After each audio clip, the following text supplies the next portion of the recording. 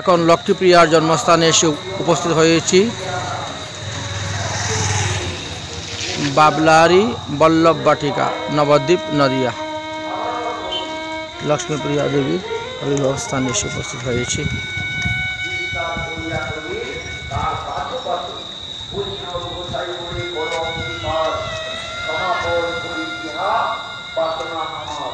সকল বৈষ্ণব পদে করিয়া প্রণতি, কৃষ্ণ দাস পরে পরিহার নতি। শ্রী শ্রী মদন গোপালজি। ঠিক আছে। ও রোহিতেশ্বর মহাদেব।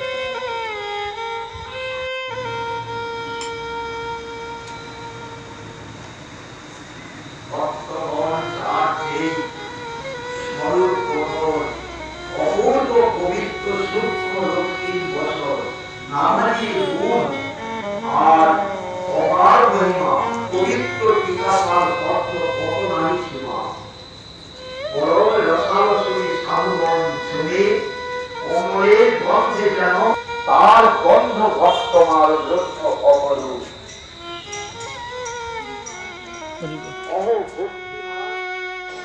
মহাপ্রভু নতুন একটা টোল খুললেন ছাত্রদেরকে পড়ানোর জন্য। গৌরাঙ্গ সুন্দর ভেষ মদন মোহন, সুরস বয়স প্রভুর প্রথম যৌবন। 16 বৎসর বয়স হয়ে গেল মহাপ্রভু। বৃহস্পতি জিনিয়া পণ্ডিত পরকাশ, ভয়ে কেহ নাহি যায় নিমাইয়ের পাশ। এত বড় পণ্ডিত হয়ে গেছে 16 বৎসর বয়সে। কোন পণ্ডিত ওনার সঙ্গে তর্কযুদ্ধ করতে সাহস পায় না, যেতে চায় না। মুকুন্দ সঞ্জয় নামক একজন ধনাঢ্য ব্যক্তির, উনিও ব্রাহ্মণ ছিল, তেনার বড় একটা চণ্ডী মণ্ডপ ছিল। তথায় নিমাই পণ্ডিত নতুন টুল খুললেন। দিন দিন তার টুলেতে শ্রীবৃদ্ধি হইতে লাগিল। দিন দিন ছাত্রগণ বৃদ্ধি পাইতে লাগিল। এই মতো বৈকুণ্ঠের নায়ক মহাপ্রভু বিদ্যা রসে ক্রিয়া করেন, চিনিতে না পারে কোনো দাসে। ভগবানের দাস পর্যন্ত ভগবানকে চিনতে পারছেন না। মহাপ্রভু বিদ্যারসে এইভাবে লীলা করে যাচ্ছেন। কিন্তু মাত্র দেখি শচী পুত্রের যৌবন, বিবাহ কার্য মনে চিন্তেন অনুক্ষণ। ছেলে 16 বৎসর বয়স হয়ে গেছে, ছেলেকে এখন বিবাহ দিতে হবে, না হলে ছেলে বিশ্বরূপের মতন সন্ন্যাস গ্রহণ করে চলে যাবে। তাই শচী মায়ের মনের মধ্যে এই ভয়, তিনি ছেলের বিবাহ যাওয়ার জন্য ব্যবস্থা করতেছেন। কাকে দিয়ে পাঠাবেন, বিবাহের প্রস্তাব কোথায় পাবেন? তাই বনমালী নামক এক ঘটক ছিল নবদ্বীপে। বনমালী নামক একজন ব্রাহ্মণ ঘটক ছিলেন নবদ্বীপে। তিনার কাছে একদিন গিয়ে উপস্থিত শচীমা নিমাইয়ের বিবাহ সম্পর্ক নিয়ে গিয়ে আলোচনা করলেন। দেখেন তো কোথায় কোনো মেয়ে পাওয়া যায় কিনা, নিমাইকে বিবাহ দিন। বনমালী ঘটক তখন বললেন যে হ্যাঁ, নবদ্বীপের বল্লভাচার্য এর কন্যা শ্রীমতী লক্ষ্মীপ্রিয়াকে দেখতে শুনতে খুব ভালো, নিমাইয়ের সঙ্গে খুব মানাবে, অতএব ওখানে বিবাহের ব্যবস্থা প্রস্তাব দিতে পারি। শচীমা বলছেন তারা তো অনেক টাকা পয়সার মালিক, ধনী ব্যক্তি। আমার এই পিতৃহীন কাঙ্গাল ছেলের কাছে কি তিনি তিনার মেয়ে বিয়ে দিবেন? মনে হয় না। আচ্ছা, ঘটক মশাই বললেন তাহলে যাই একটু দেখি, দে না দে ওটা ওনার ব্যাপার, প্রস্তাবটা তো আমরা দিতে পারি। আচ্ছা দেখি। নিমাই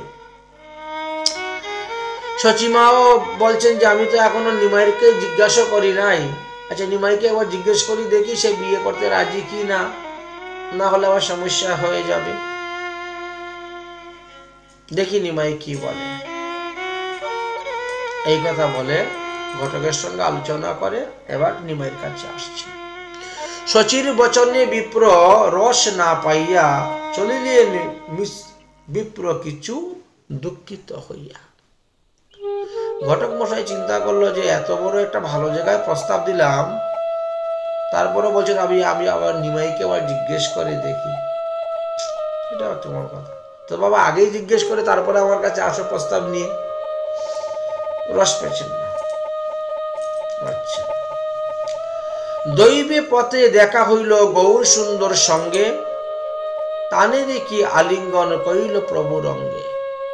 মহাপ্রভু টুল থেকে বাড়িতে ফিরতেছেন, আর বনমালী ঘটক তিনি যাচ্ছেন। রাস্তার মধ্যে মহাপ্রভুর সঙ্গে সাক্ষাৎ। মহাপ্রভু বনমালী ঘটককে দেখে সম্মান প্রদর্শন করলেন, আলিঙ্গন করলেন, কোলাকুলি করলেন। বিপ্র বলে, কহ গিয়াছিলে কোন ভিতে? প্রভু বলেন, কহ গিয়াছিলে কোন ভিতে? বিপ্র বলে, তোমার জননী সম্বন্ধিতে।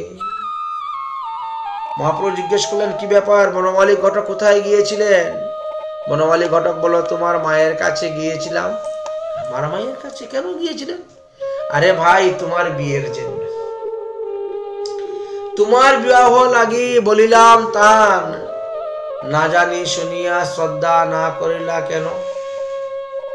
নিমাই বলছে, ঠিক আছে, আমি মাকে বুঝিয়ে বলবো। এই কথা বলতে বলতে নিমাই বনমালী ঘটককে গঙ্গা তীরে নিয়ে গেলেন। ঠিক আছে, যাও। গঙ্গা তীরে যাওয়ার পরে অনতি দূর থেকে সেই লক্ষ্মীপ্রিয়াকে দর্শন করলেন। হেনকালে বল্লভাচার্যের কন্যা লক্ষ্মীপ্রিয়া, নাম জগৎমোহিনী, তিনি গঙ্গা স্নান করতে এসেছেন সখীগণের সহিত।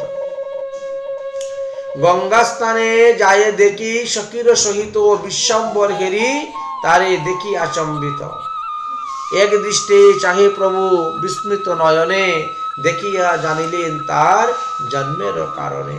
লক্ষ্মী ঠাকুরানী তাহা ইঙ্গিতে বুঝিল, প্রভু পদ পদ্ম ধুলি শিরে করে নিল। তখন বুঝলেন যে হ্যাঁ, এই আমার লক্ষ্মী।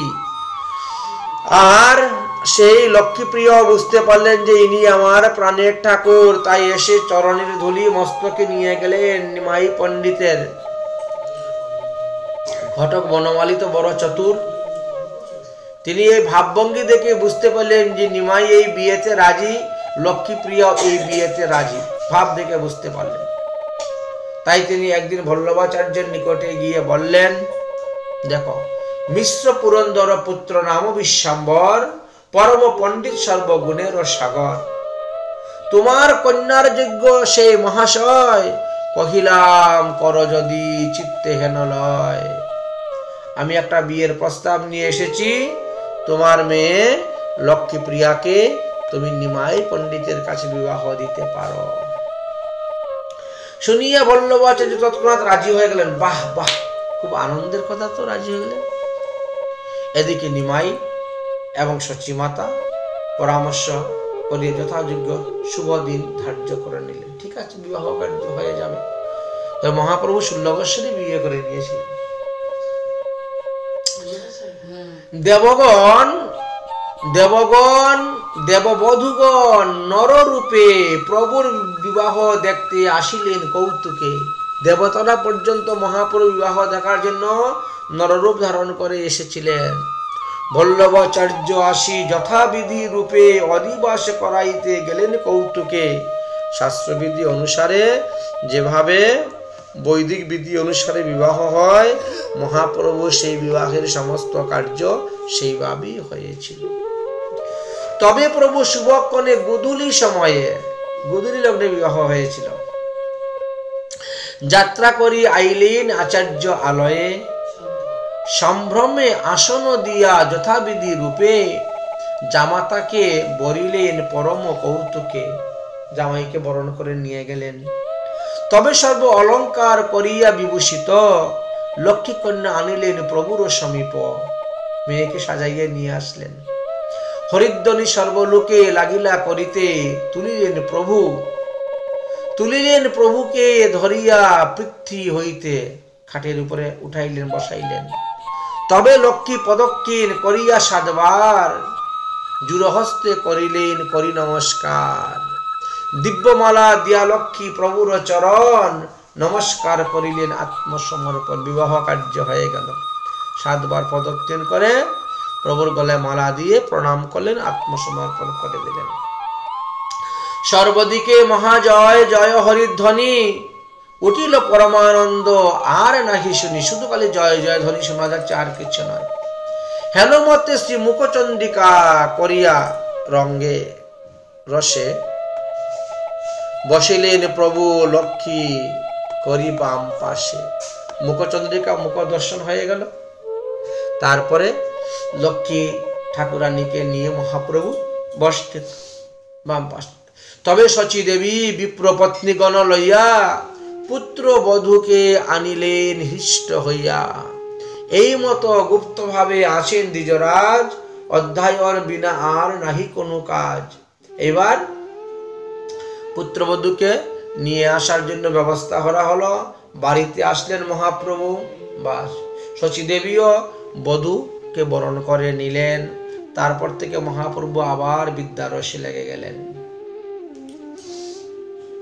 বিদ্যা অধ্যয়ন করতে শুরু হয়, আর অন্য কোনো কাজ নেই। সর্বদাই পরিহাস্য মূর্তি বিদ্যালয়ে সহস্র পড়ুয়া সঙ্গে যবে প্রভু চলে। হাজার হাজার পড়ুয়া ছিল তিনার সঙ্গে। নবদ্বীপে হেন নাই পণ্ডিত নাম, যে আসিয়া দুষিবে কি প্রভুর ব্যাখ্যান। মহাপ্রভু যে ব্যাখ্যা করছেন সেই ব্যাখ্যার দোষ ধরবে এমন কোনো ব্যক্তি নবদ্বীপে ছিল না। যতেক নারী দেখে মদন সমান, পাষণ্ডী দেখে যেন যম বিদ্যমান। যার যেমন ভাব ভক্তি তিনি সেইভাবেই প্রভুকে দেখতেছেন। তাই পণ্ডিত পড়ুয়াগণ দেখে তিনি বৃহস্পতির সমান, আর তার্কিক ব্রাহ্মণগণ নাস্তিক লোক দেখে তিনাকে যমের মতন দেখতে পায়। পাষণ্ডীগণ পণ্ডিত সকলে দেখে যেন বৃহস্পতি, এই মতন দেখে যার যেই মতি, যার যেমন শ্রদ্ধা যেমন মতি, তিনি মহাপ্রভুকে সেইভাবেই দেখতে শুরু করলেন। কিন্তু মোহিত বৈষ্ণব সব পরম মায়ায়, সমস্ত বৈষ্ণবরা এখনো মহাপ্রভুকে চিনতে পারছেন না। দেখিয়াও তবু কেহ চিনিতে না পায় মহাপ্রভু যে সাক্ষাৎ ভগবান, তা নবদ্বীপবাসী বৈষ্ণবরা এখনো চিনতে পারেন নাই। সাক্ষাতে প্রভু দেখি কেহ কেহ বলে, কি কার্য করো গোয়াও কাল, তুমি কেন বিদ্যা ভুলে। অরে নিমাই পণ্ডিত, আর কতদিন বিদ্যারসে ডুবে থাকবেন, এবার একটু কৃষ্ণ ভজন করো, কৃষ্ণ ভজন করো। সমস্ত বৈষ্ণবেরা বলেন, আর কতদিন বিদ্যারসে তোমার এই জীবনটাকে নষ্ট করে দিবে। শুনিয়া হাসেন প্রভু সেবকের বাক্য। সব বৈষ্ণবরা তোমার সেবক, কিন্তু তারা তো চিনতে পারতেছে না। শুনিয়া হাসেন প্রভু সেবকের বাক্যে। প্রভু বলে, তোমরা শিখাও মোর ভাগ্য। আরে বাবা, কিরকম কৃষ্ণ ভজন করতে হয় সেটা তোমরা আমাকে শিখাবে তো, তবে তো আমি কৃষ্ণ ভজন করতে পারবো। বিদ্যা শিক্ষা লাভ করেছি, বিদ্যার গৌরবে ভ্রমি দেশে দেশে ধর্ম উপার্জন করি, স্বজন পালন করি একমনে তোমারে ভুলিয়া হরি। তো হরিকে ভজন শিখাবে কে? তোমরা বৈষ্ণবগণ, তোমরা আমাকে শিখাও, তবে তো আমি শিখবো।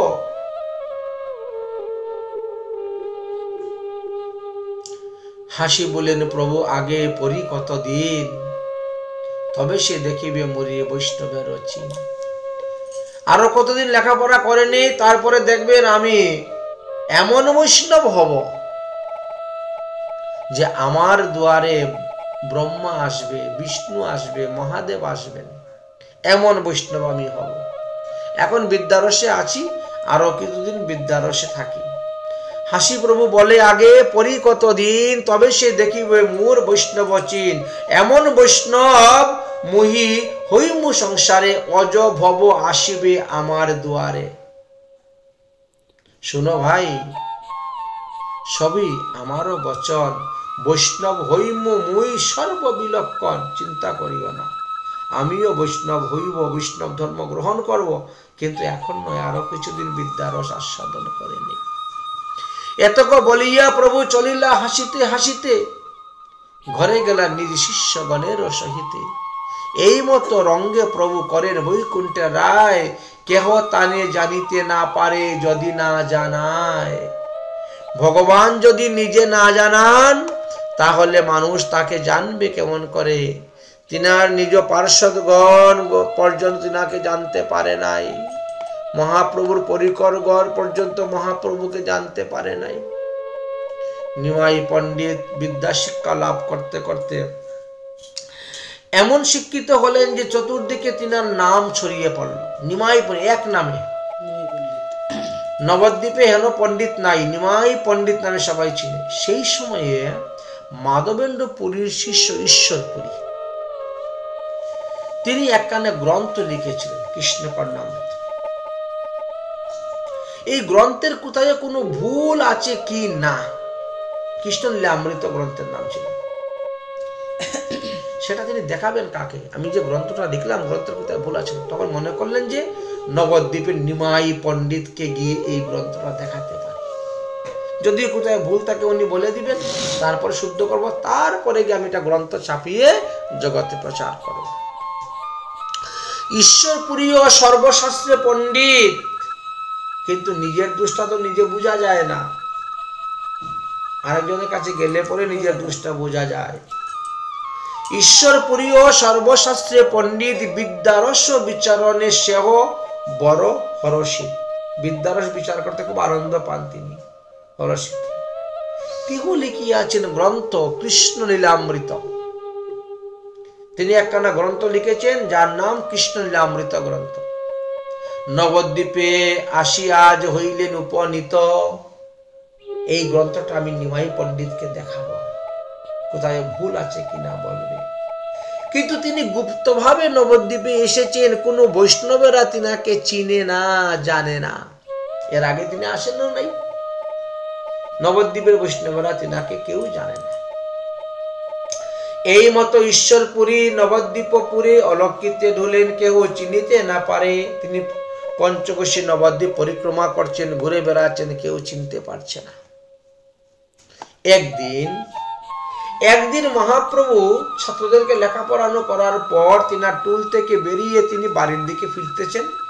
রাস্তায় সাক্ষাৎ উভয় চাহেন ঈশ্বরপুরী প্রভুর শরীরে সিদ্ধ স্বরূপের প্রায় পরম গম্ভীরে। ঈশ্বরপুরী দেখবো যে এই ছেলেটা তো সাধারণ মানুষ নয়, তার আকৃতি প্রকৃতি দেখে মনে হচ্ছে সে ঈশ্বর অবতার।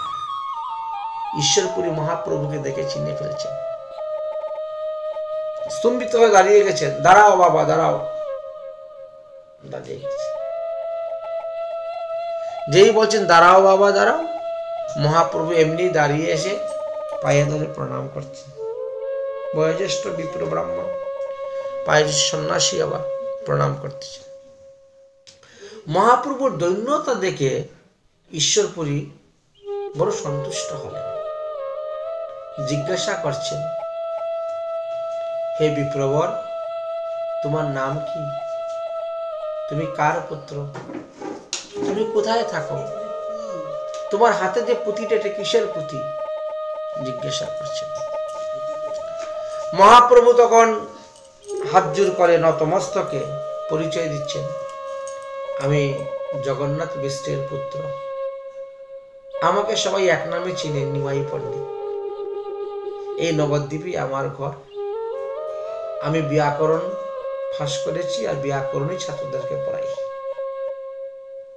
মহাপ্রভুর কথা শুনে ঈশ্বরপুরী বড় আনন্দ। ও, তুমি সেই নিমাই পণ্ডিত? আরে বাবা, মনে মনে আমি তোমাকেই খুঁজছি। আজ কয়েকদিন ধরেই আমি ঘুরে বেড়াচ্ছি, তোমাকে খুঁজতেছি মনে মনে। বেশ ভালোই হলো, তোমাকে পেলাম। তোমার পাণ্ডিত্যের কথা না পৃথিবীর সব দিকে ছড়িয়ে পড়েছে, অনেক লোকের মুখে আমি শুনেছি।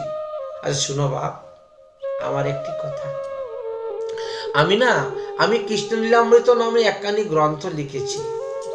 তো সেই গ্রন্থের কোথায় কোথায় ভুল আছে তুমি একটু দেখে দিবে, একটু পরে সময় করে একটু পড়বে। পরে যদিও কোথায় কোনো ভুল থাকে তুমি আমাকে বলে দিবে, আমি এগুলো শুদ্ধ করে নিব।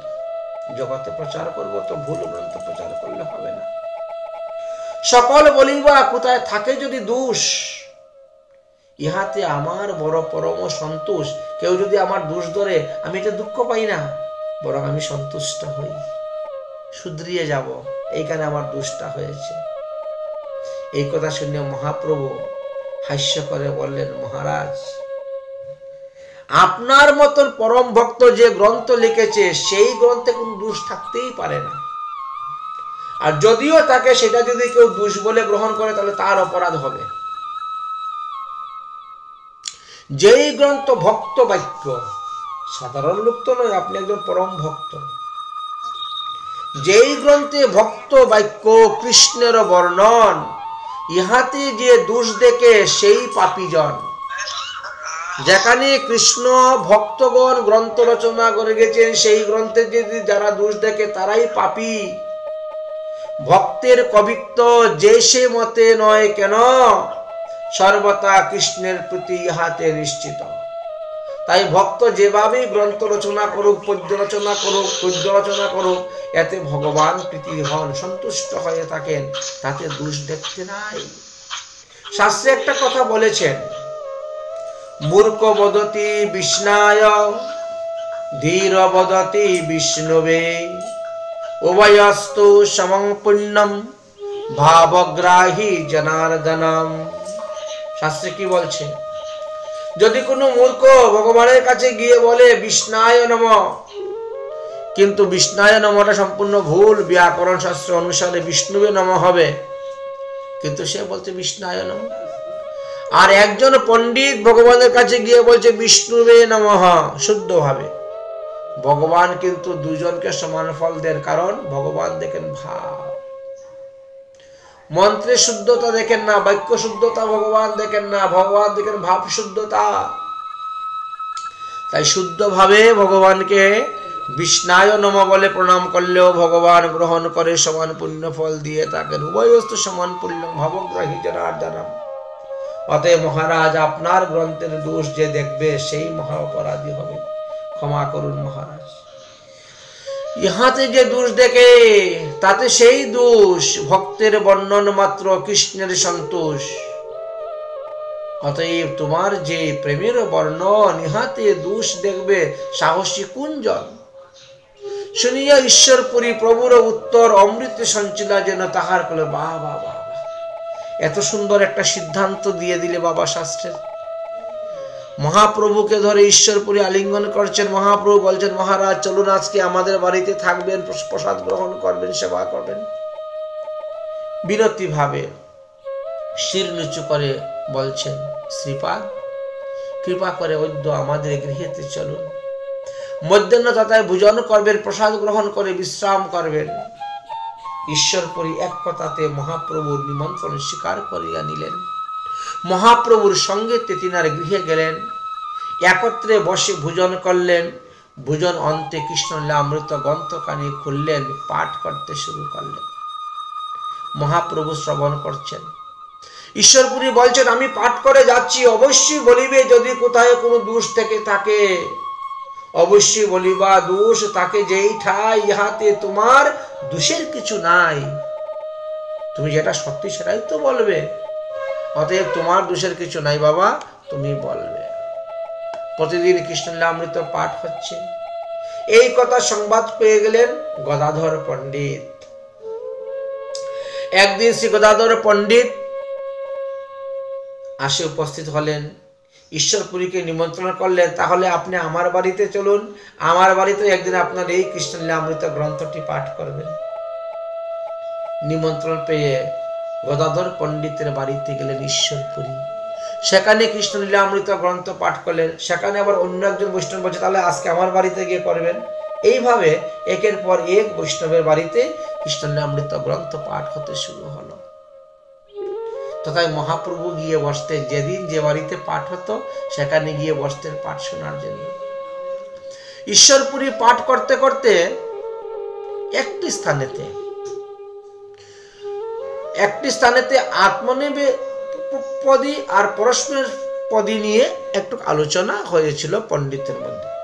শুনিয়া নিমাই পণ্ডিত বলেন, এই ধাতুটি পরস্পরের পদী হবে, পাঠান্তে পুরী গোসাই ধাতুটিকে বিচার করবেন, এটা আত্মনেপদী হবে না।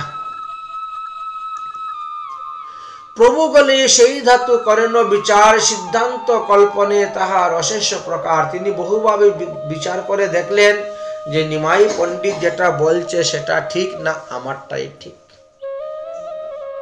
বিচারে বসলেন। বিরাট বিদ্বান পণ্ডিত তো, অনেকভাবে বিচার করেন।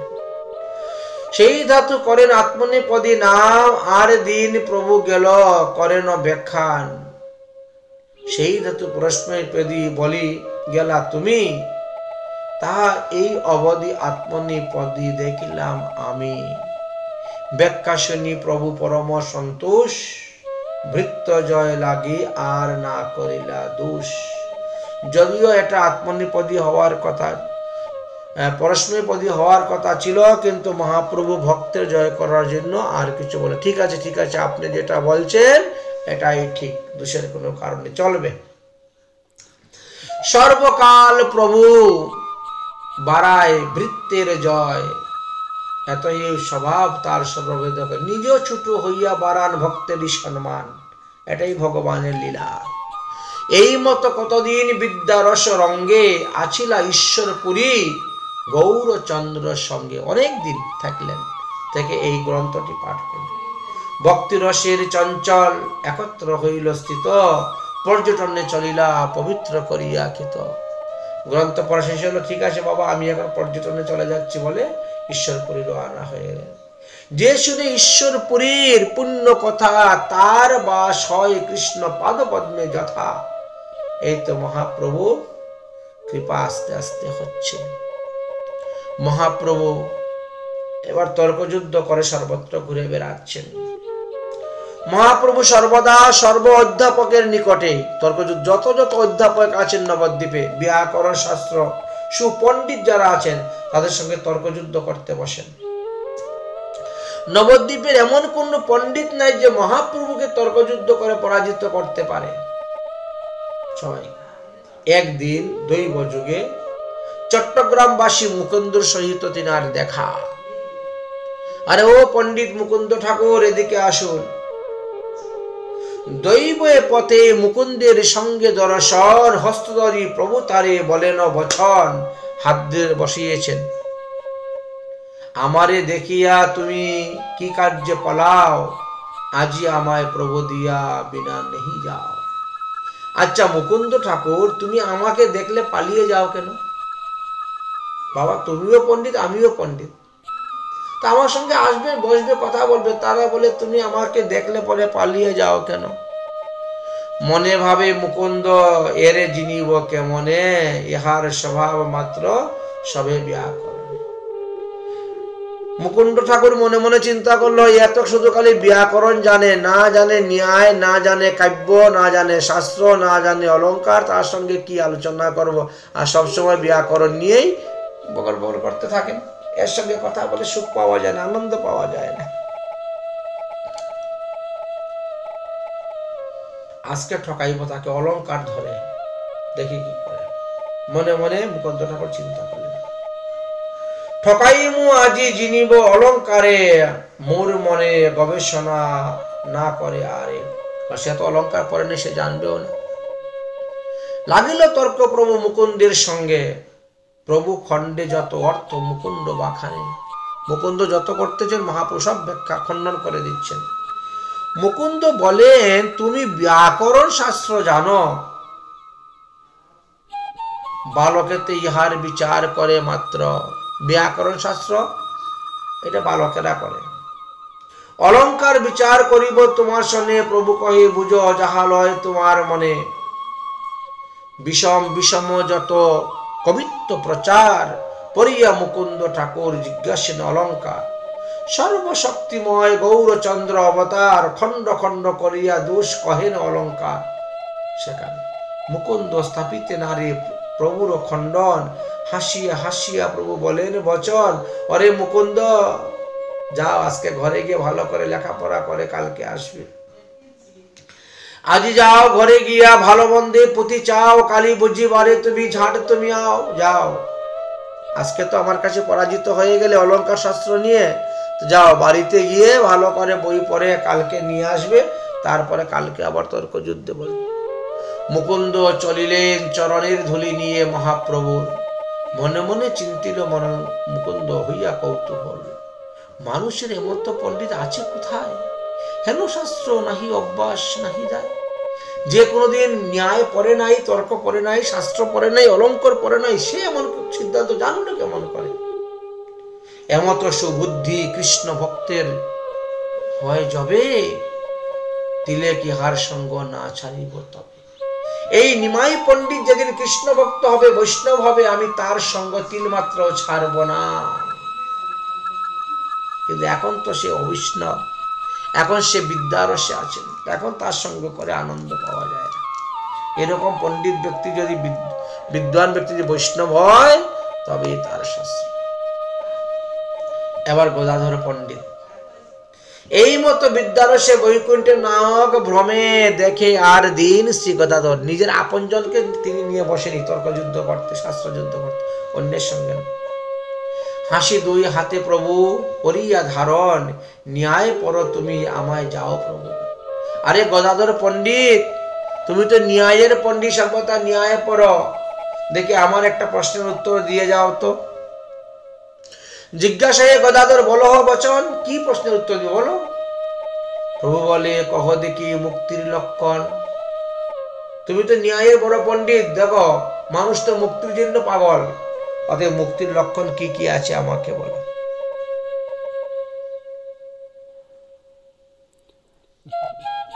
শাস্ত্র অর্থে যে গদাধর পণ্ডিত বাখানিলা, প্রভু বলে ব্যাখ্যা নাহি সঠিক করিলা। তুমি যে শাস্ত্র অর্থ নিয়ে মুক্তির লক্ষণ ব্যাখ্যা করছো, এটা ঠিক হয় নাই, এটা ভুল আছে। গদাধর তখন দুঃখ পেল। গদাধর বলে, আত্যান্তিক দুঃখ না সিহাতে শাস্ত্র কহে মুক্তির প্রকাশ। শাস্ত্রে বলছে আত্যান্তিক দুঃখ নাশ হলেই তার মুক্তি হয়ে যায়, মুক্তির প্রকাশ। নানা রূপে দুষ্প্রভু সরস্বতীর প্রতি, হেন নাহি তর্ক যে যাহাতে করে স্থিতি। মহাপ্রভু খণ্ডন করলেন দুষ সমস্ত, না এটা ঠিক নয়। হেন জন্য নাহি যে প্রভুর সঙ্গে বলে, গদাধর ভাবে আজি বাড়তে পড়ে যায়। গদাধর মনে মনে চিন্তা করলো, আজকে এখান থেকে বাঁচে যাই কেমন করে। প্রভু বলেন, গদাধর আজি যাহ ঘর, কালী বুঝিবে তুমি আসিব সত্য। যাও, আজকে গিয়ে ঘরে গিয়ে ভালো করে বই পড়ো, ন্যায় এর সমস্ত বই পড়ে কালকে তুমি আসবে, আমার সঙ্গে আবার তর্কযুদ্ধ হবে। নমস্কারী গদাধর চলিলেন ঘর, ঠাকুর ভ্রমেন সর্বনগরে নগর। এইভাবে মহাপ্রভু নিজ পরিপরকে ধরে ধরে জিজ্ঞাসা করতেন। পরম পণ্ডিত জ্ঞান হইল সবার, সবেই করেনি দেখি সম্ভ্রম অপার।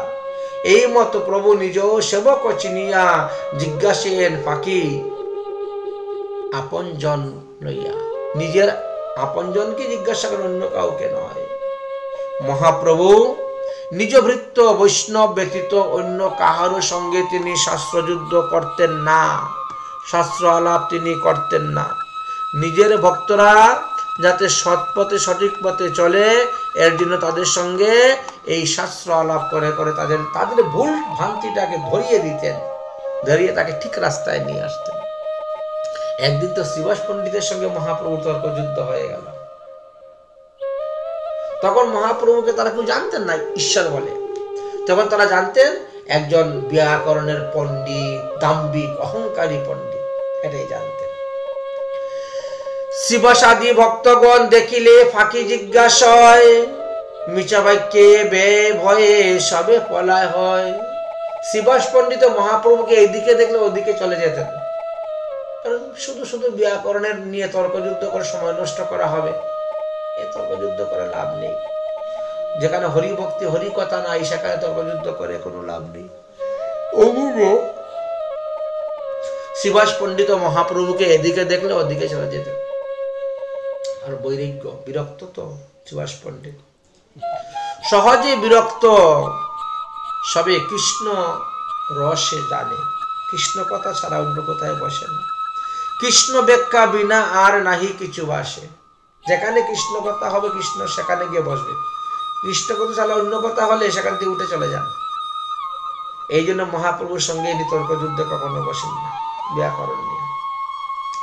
দেখিলেই প্রভু মাত্র ফাঁকি সে জিজ্ঞাসে, প্রভু দিতে নারে কেহ পালায়েন শেষে। যদি কেউ দেখে মহাপ্রভু আইসেন দূরে, সবে পলায়েন ফাঁকি জিজ্ঞাসার ডরে। কৃষ্ণ কথা শুনিতে সবে ভালোবাসে, ফাঁকি বিনা প্রভু কৃষ্ণ কথা না জিজ্ঞাসে। কিন্তু মহাপ্রভু তো কৃষ্ণ কথা জিজ্ঞাসা করেনই না, ইনি খালি শাস্ত্রের ফাঁকের কথা জিজ্ঞাসা করেন, ফাঁকি। হরিষ বিষাদে সবে ভাবে মনে মন, দূরে থাকি প্রভু তর্ক যুদ্ধ করে শুনে। কেহ বলে হেন রূপ হেন বিদ্যা যার, না বুঝিয়া কৃষ্ণ কিছু নহি উপহার।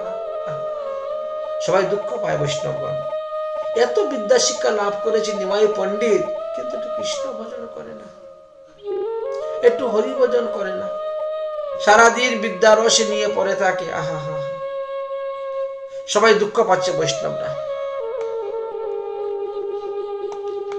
দুঃখ পাচ্ছে। মনুষ্যের এমন পাণ্ডিত্য দেখি নাই, কৃষ্ণ না ভজে তাই সবে দুঃখ পাই। এই ব্যক্তি যদি কৃষ্ণ ভজন করতো কত ভালো হতো। মানুষে বুঝায়, আরে নিমাই তুমি এত লেখাপড়া করেছো, এবার তো তুমি কৃষ্ণ ভজন করো, পরে কেন লোক কৃষ্ণ ভক্তি জানিবারে, শুধু বিদ্যা নিয়ে পড়ে থাকলে হবে না, কৃষ্ণ ভজন কর। তখন মহাপ্রভু কি করেন, ওই সাধুকে দণ্ডবত প্রণাম করেন। দণ্ডবত হইয়া সবে পড়িয়া গঙ্গারে সর্বভাগবত মিলি আশীর্বাদ করেন। সবাই আশীর্বাদ করেন মহাপ্রভু, তোমার কৃষ্ণ ভক্তি লাভ হোক। হেন কর কৃষ্ণ জগন্নাথ নন্দন, তোর রসে মুক্ত হোক ছাড়ি অন্য মন। হে ভগবান, তুমি নিমাই পণ্ডিতকে কৃপা করো, সে যেন বিদ্যার অহংকার ত্যাগ করে তোমার ভক্তি লাভ করতে পারে, সে যেন তোমার ভক্তিতে ডুবে যায়, তোমার ভক্ত হয়। ভগবানের কাছে প্রার্থনা করতেন বৈষ্ণবগণ। নিরবধি প্রেমা ভাবে থাকুক তোমারে, হেন সঙ্গ কৃষ্ণ দেহ আমা সবাকারে। হে ভগবান, নিমাই পণ্ডিত যেন পরম বৈষ্ণব হয়, এই কৃপা করো, এই কৃপা। ভগবান তো অন্তর্যামী, তিনি তো ভক্তদের অন্তরের কথা সব জানেন, কিন্তু সময়ের অপেক্ষায় আছেন, সময়ের অপেক্ষায় আছেন। যথা সময়ে তিনি প্রকাশ হবেন এই অপেক্ষায় আছেন। একদিন শিবাসাদি ভক্তগণকে দেখিয়া মহাপ্রভু গিয়ে দণ্ডবত প্রণাম করছেন। সবাই প্রভুকে শিশু জ্ঞানে আশীর্বাদ করতেছেন, তোমার কৃষ্ণ চরণে রতিমতি লাভ হোক, কৃষ্ণ চরণে রতিমতি লাভ হোক। প্রভু ভক্তদের আশীর্বাদ শিরে ধারণ করতেছেন। ভক্ত আশীর্বাদ প্রভু শিরে করি লয়, ভক্ত আশীর্বাদে কৃষ্ণে ভক্তি হয়। এই জন্য কেহ কহের সাক্ষাতে তুমি প্রভু দেখি বলে, কি কার্য গোয়াও বাবা কাল তুমি বিদ্যা বলে। কেন রে নিমাই পণ্ডিত বিদ্যারসে ভুলে আছো, এত বয়স হয়ে গেল সাধন ভজন করছো না এখনো।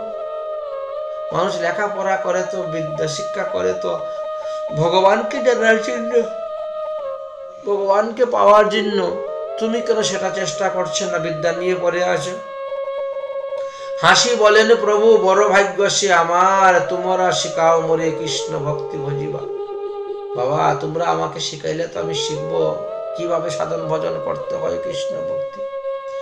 বহুদিন ধরে আমিও ভাবছি এইসব জাগতিক লেখাপড়া আর করব না, স্কুল টুল বন্ধ করে দিব, আমিও শুদ্ধ বৈষ্ণব হয়ে আপনাদের মতন কৃষ্ণ ভজন করব, কৃষ্ণ ভজন পদ্ধতি শিখব, এইটা আমার মনের মধ্যে আছে। এত বলি হাসে প্রভু সেবকের সনে, প্রভুর মায়ায় কেহ প্রভু নাহি চিনে। ভগবানের এমনই মায়া, ভগবানের সঙ্গে কথা বলছেন কত, ভগবানকে চিনতে পারছেন না, দিন রাত দেখতেছেন তবুও চিনতে পারতেছেন না। দণ্ডবত প্রণাম করে গৃহে গিয়েছেন। সচিমা বলছেন নিমাই ঘরের তো সবজি ফুরিয়ে গেছে, ওদের বাজাতে সবজি আনতে হবে। মহাপ্রভু ঠিক আছে তাহলে যাচ্ছি সবজি আনতে এখনই। মহাপ্রভু সোজা শ্রীধরের বাড়িতে গিয়ে উপস্থিত সবজি আনার জন্য। প্রভু দেখি শ্রীধর ঘর থেকে বেরিয়েছেন, বেরিয়ে দণ্ডবত প্রণাম করছেন। মহাপ্রভুকে বসার জন্য একটা আসন দিয়েছেন। প্রভু সুশান্ত ভাবে বসেছেন, আর শ্রীধরও খুব শান্ত, খুব শান্ত মানুষ। উনি ব্যবসা করেন, সবজির ব্যবসা করেন। প্রভু বিরোহনে যেন উদ্দীপ্ত পায়। মহাপ্রভু কি ব্যাপার? না, আমি একটু সবজি নিতে এসেছি। আচ্ছা আচ্ছা, সবজি নিবি বাবা? আমার কাছে তো কলার থুর, মুছা এইগুলোই আছে, আর কিছু নেই। প্রভু বলে, শ্রীধর তুমি যে অনুক্ষণ হরি হরি বলো, তবে এত দুঃখ কি কারণ? শ্রীধরের ঘরে না উপর থেকে, মানে ঘরের থেকে আকাশ দেখা যায়, ঘরের চালের খড় এরকম অবস্থা। বৃষ্টি পড়লে ঘরে সর্বত্র জল পড়ে। তো মহাপ্রভু গিয়ে পরিহাস করছে, তুমি তো কৃষ্ণ ভজন করো, তো তোমার এত দরিদ্রতা কেন? যারা ভগবানের ভজন করে, যারা হরিবল হরিবল করে, হরিনাম কীর্তন করে, তাদের তো দুঃখ থাকার কথা নয়। তুমি তো লক্ষ্মীপতি সেবা করতেছ। লক্ষ্মী সেবা করলে পরে 10 হাতে লক্ষ্মী ধন দেয়। লক্ষ্মীপতি শ্রীহরি সেবা করতে আরো বেশি ধন পাওয়ার কথা। তোমার ঘরে বসলে পরে আকাশ দেখা যায় কেন? বৃষ্টি আসছে শত, তো ঘরে সমস্ত ঘরে বৃষ্টি পড়ে কেন? তোমার এত অন্ন জলের অভাব কেন? বল। তো যাকে ভজন করলে এই সমস্ত দূর হবে না, তাকে ভজন করলে কি লাভ? প্রভু বলেন, শ্রীধর তুমি সেই অনুক্ষণ হরি হরি হরি হরি বলো, তবে দুঃখ কি কারণ? লক্ষ্মীপতির সেবা সেবন করিয়া কেন তুমি অন্ন বস্ত্রে দুঃখ পাও? কহ দেখি শুনি, এর কারণটা কি তুমি বলো। শ্রীধর বলেন, উপহাস না করিও। ছোট হোক বড় হোক, বস্ত্র তো একটা পরেছি, সে ছিদ্র হোক ফাটা হোক যাই হোক, বস্ত্রটা পরেছি, তুমি উপহাস করছো কেন? প্রভু বলেন, দেখিলাম গোটা 10টায় ঘরে বলো এই দেখিছি খড় নাই। তোমার ঘরের সব দিকে আমি তাকিয়ে দেখতেছি 10 দিক, তোমার ঘরের চালে কোনো খড় নাই, কোনো কিছু নেই। তুমি এত কৃষ্ণ ভজন করো, তাহলে তোমার এত অভাব অনটন কেন? ভগবান তো তোমাকে দেওয়ার কথা, কিন্তু তুমি কেন পাচ্ছ না? অভাব অনটন কেন? দেখো, যারা চণ্ডী পূজা করে, যারা বিশ্বজি পূজা করে, যারা দুর্গা পূজা করে, যারা শিবের পূজা করে, দেখো তাদের কত বড় বড় দালান কোঠা। দেখো এই চণ্ডী বিশ্ব হরি পূজিয়া কেন ঘরে খায় পরে সব নগরিয়া। কত সুন্দর সুন্দর তারা বাড়ি ঘর, কত ভালো তারা চলতেছে। আর তুমি কৃষ্ণ ভজন করছো, দিন দিন দরিদ্রতা হচ্ছে, তোমার দিক খোলা। অতএব ছেড়ে দাও কৃষ্ণ ভজন, এই কালী পূজা করো, চণ্ডী পূজা করো, বিশ্বজি পূজা, তাহলে তুমিও ধনী হতে পারবে। শ্রীধর বলেন, বিপ্র কহিলা উত্তম, তথাপিও সবার কাল যায় একসময়। তুমি যেটা বলছো ঠিক, কিন্তু সবার দিন তো সমান যায় না, সবার দিন সমান যায় না। প্রভু বলে, তাহলে তোমার বিস্তর আছে ধন, তাহা তুমি লুকাইয়া করহ ভোজন, বাইরে তুমি দেখাচ্ছ এইসব। তার মানে তুমি কৃষ্ণ ভজন করতেছ, তোমারও অনেক ধন আছে, তবে তুমি লুকিয়ে রেখে দিয়েছো, আর বাইরে দেখাচ্ছ আমার ভাঙ্গা ঘর, ছিঁড়া কাপড়, মাধুর্যতা দেখাচ্ছ, তুমি ভিতরে তোমার ঐশ্বর্য ভর্তি।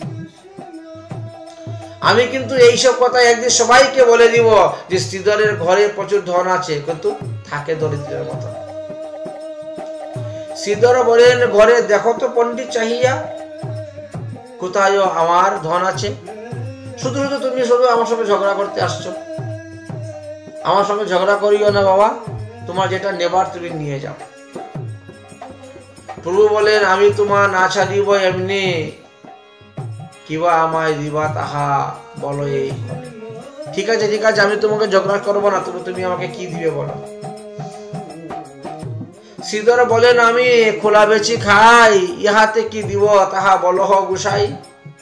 এই কলার থুর, কলার মোচা এগুলা বিক্রি করে আমি খাই, তোমাকে আমি আর কি দিব? প্রভু বলে, যে তোমার পুতাধন আছে সে থাকুক এখনে, পাইবা তাহা পাছে। আচ্ছা, তোমার তো মাটির নিচে অনেক ধন আশা রাখা,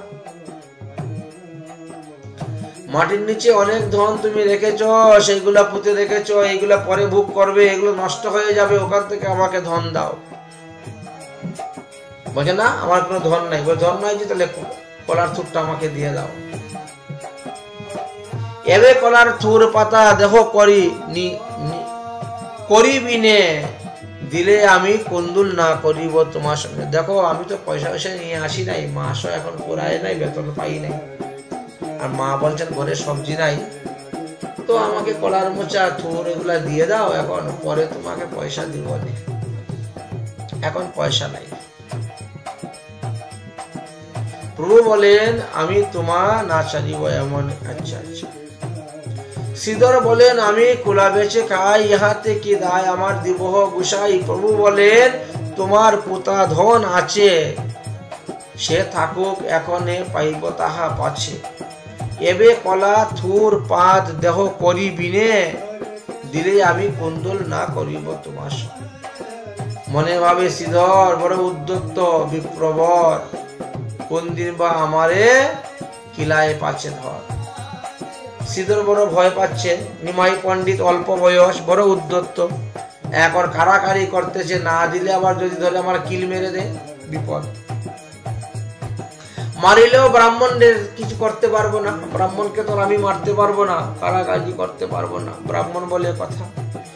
মারিলেও ব্রাহ্মণদের কি করিতে পারি, করিবি না প্রতিদিন, দিতেও নাই নারী।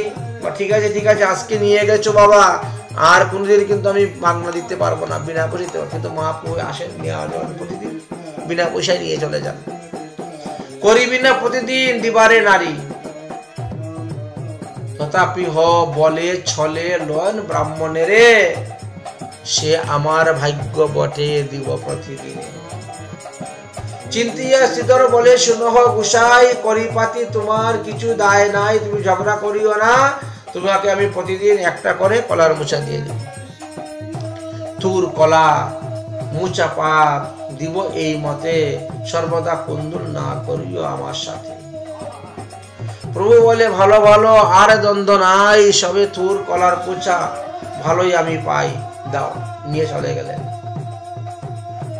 ইহার খোলা মোচা নিত্য করেন ভোজন, তাহার থুর কলা মূল হন পিঁপড়ের ব্যঞ্জন। মহাপ্রভু প্রতিদিন এই কলার থুর মোচা নিয়ে খেতেন শ্রীধরের কাছ থেকে।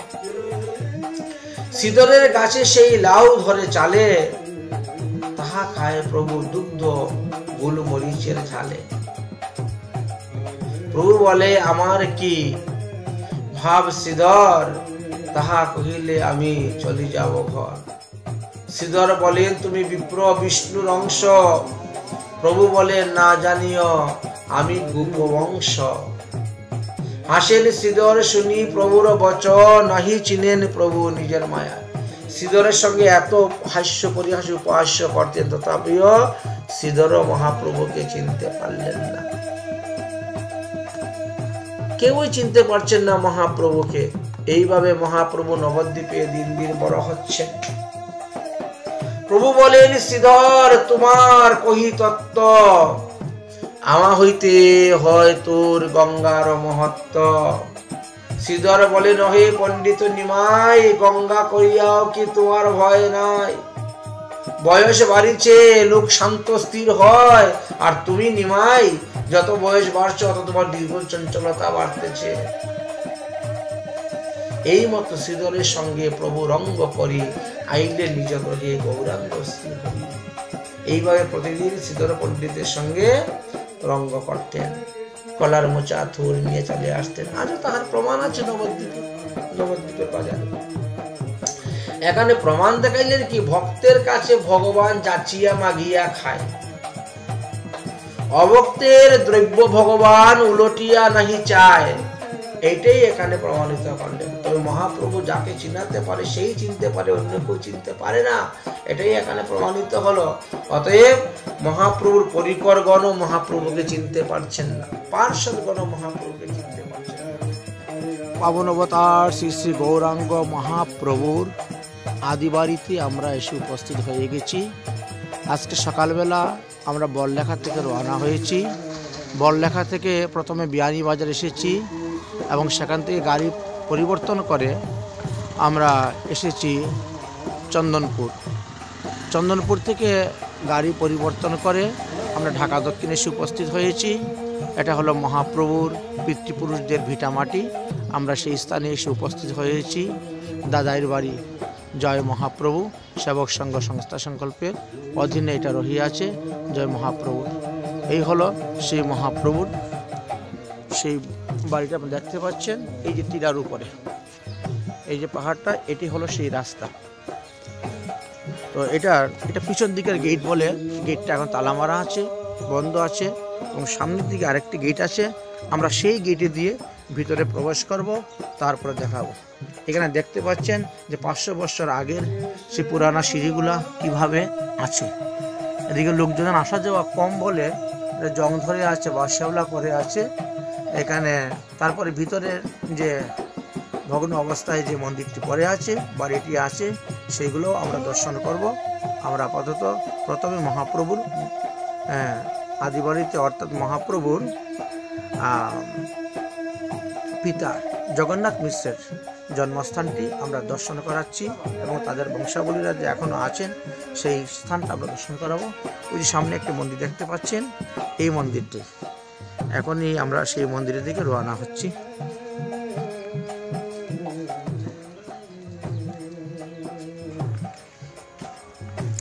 এই যে সামনে দেখা যাচ্ছে মন্দিরটি, সেই মন্দিরটি হলো মহাপ্রভুর আদিবাড়ি।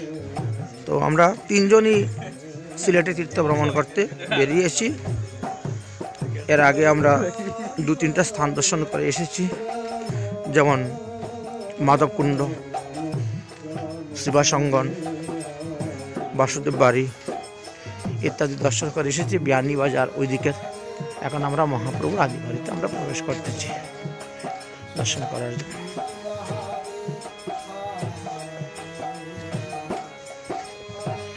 শ্রীহট্টের মধ্যেই একটি স্থান, তার নাম ঢাকা দক্ষিণ।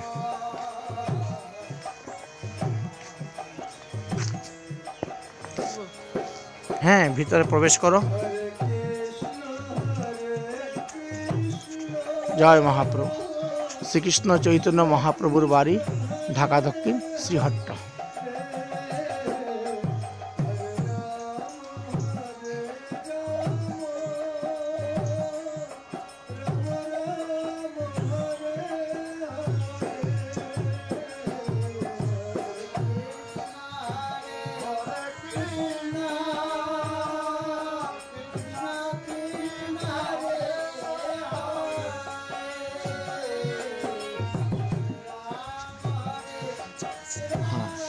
মহাপ্রভুর বাড়িতে আমরা প্রবেশ করেছি।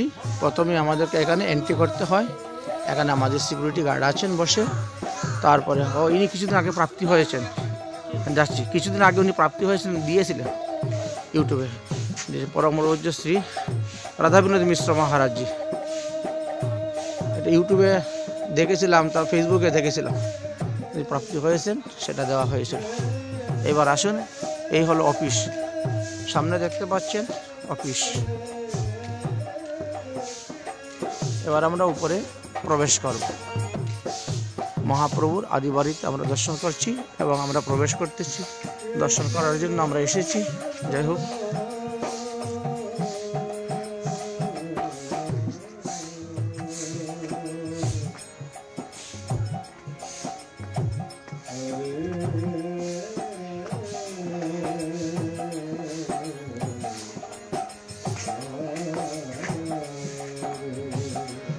জয় মহাপ্রভু।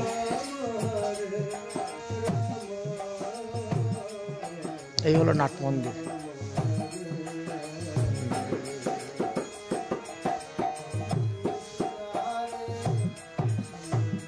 নাম উপেন্দ্র মিশ্র।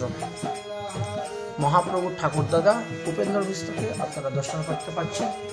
উনি হলেন মহাপ্রভুর ঠাকুরদাদা উপেন্দ্র মিশ্র এবং ঠাকুরমা, ঠাকুরদাদা ঠাকুরমা এই দুজন বসে আছে। যাই হোক, আমরা দর্শন করলাম অপূর্ব সুন্দর শ্রী বিগ্রহ মূর্তি প্রতিমা রেখেছেন। এবার আমরা তারপরে দর্শন করার জন্য আমরা আস্তে আস্তে হ্যাঁ যাওয়া যাবে। বাস দেওয়া আছে মানে ওইদিকে মনে হয় ওঠার জন্য। আচ্ছা আসো দেখা যাক।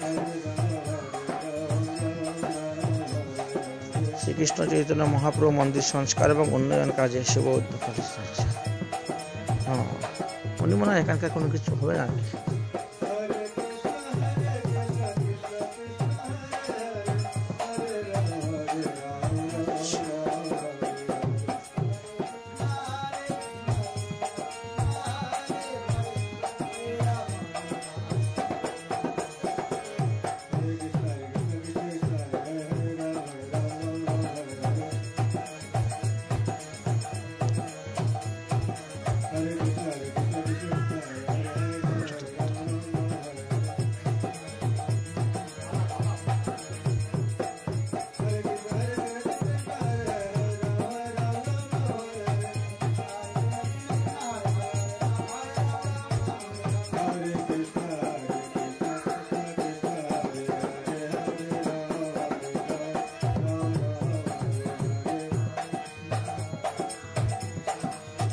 ঢাকা দক্ষিণটা গোলাপগঞ্জের মধ্যে পড়েছে, দেখেছেন?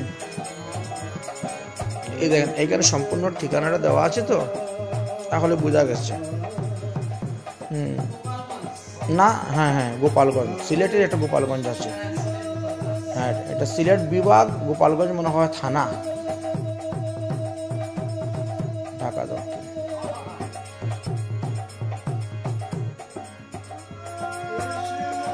এই যে ভিতরের শ্রী বিগ্রহ, এই বিগ্রহই ভিতরে আসে। একদিকে মহাপ্রভু, একদিকে শ্রীকৃষ্ণ, আর একটার মধ্যে পঞ্চতত্ত্ব আমরা দেখতে পেলাম। এবার আমরা শ্রী জগন্নাথ মিশ্র এবং শচীদেবীকে আমরা দর্শন করতেছি। এই মন্দিরের মধ্যে জগন্নাথ মিশ্র এবং শচীদেবী অবস্থান করতেছেন। এই বিগ্রহ দর্শন করা যাচ্ছে। তো পূজারী বাবা এখানে নেই, তালাবন্ধ বলে আমরা বাইরে থেকে দর্শন করে যাচ্ছি।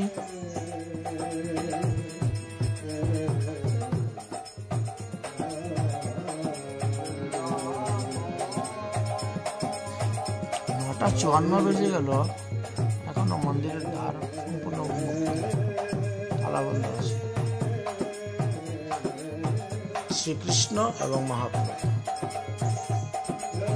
দুজনকে দর্শন করা যাচ্ছে।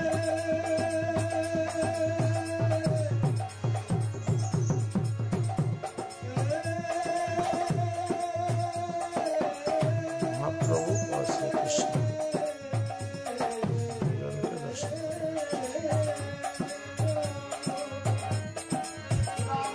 তো এই মন্দিরেতে পঞ্চতত্ত্ব অবস্থান করতেছেন। একমাত্র যখন শ্রী বিগ্রহের অর্চন করা হয়, পুজো করা হয়, তখনই তালা খোলা হয়, অন্য সময় তালা বন্ধ থাকে। এবং দর্শনার্থী যারা আসেন শ্রদ্ধালু, তারা এইভাবে বাইরে থেকে শ্রী বিগ্রহকে দর্শন করতে হয়। যাই হোক, আমরা সেইভাবেই বাইরে থেকেই শ্রী বিগ্রহ দর্শন করে যাচ্ছি।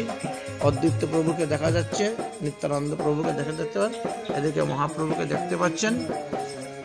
বাকি বিগ্রহকে আমি দেখাবো আপনাদেরকে।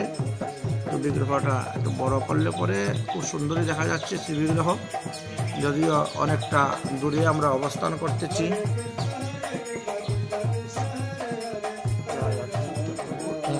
অদ্বৈত প্রভুকে এই দেখা যাচ্ছে, আর মহাপ্রভুকে দেখা গেল, পণ্ডিতকে দেখা গেল। এবার শ্রীবাস পণ্ডিত,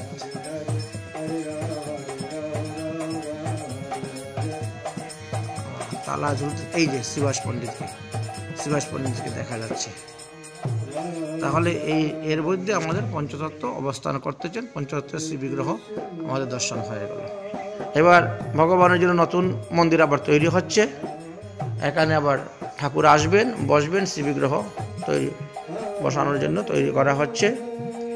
তো আমরা এসেছিলাম ঢাকা দক্ষিণ, এসে মহাপ্রভু শ্রীবাড়ি দর্শন করা হয়েছে।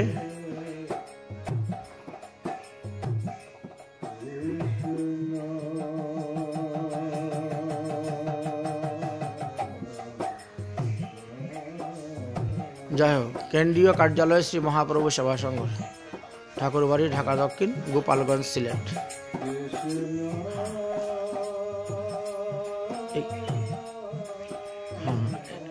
আচ্ছা আচ্ছা আচ্ছা, এখানে এখানে মনে হয় গীতা পাঠ বা অন্যান্য গ্রন্থ শিক্ষা দেওয়া। হ্যাঁ, পরিচ্ছন্নতা, শৃঙ্খলা এবং পবিত্রতা বজায় রাখুন।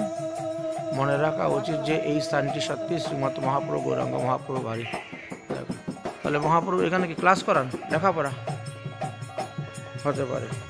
হ্যাঁ, যাই না, এটা প্রসাদ পাওয়ার ব্যবস্থা মনে হচ্ছে আমার, মনে হচ্ছে এখানে চেয়ার টেবিল সিস্টেম করা হয়েছে প্রসাদ পাওয়ার। হ্যাঁ, প্রসাদ যখন নিচে ফেলা আছে তাহলে সেটাই হবে। হ্যাঁ, রান্নাঘর। আচ্ছা ঠিক আছে, ভালো হলো। আমি প্রথম ভেবেছি মনে হয় এখানে গীতা ক্লাস করানো হয়, কিন্তু না, এটা গীতা ক্লাস করানো হচ্ছে না, এটা বসে প্রসাদ পাওয়ার ব্যবস্থা, এটা এরকম করা হয়েছে।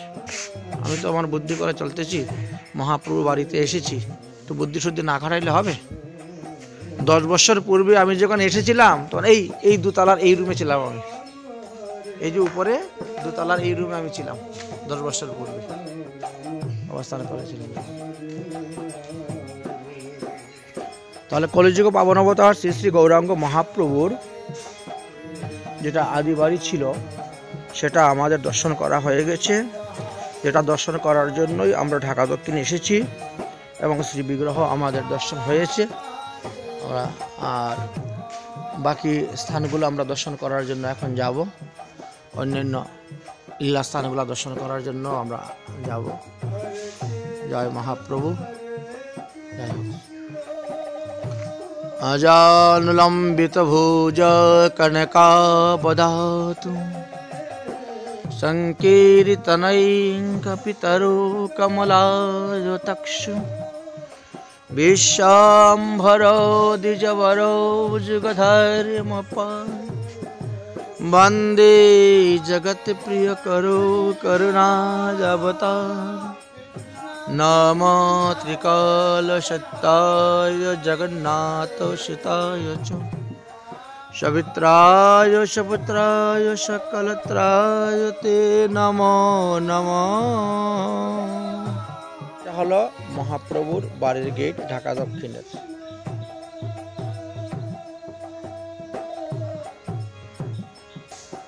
তাহলে মহাপ্রভুর আদি বাড়ি আমাদের দর্শন হয়ে গেল।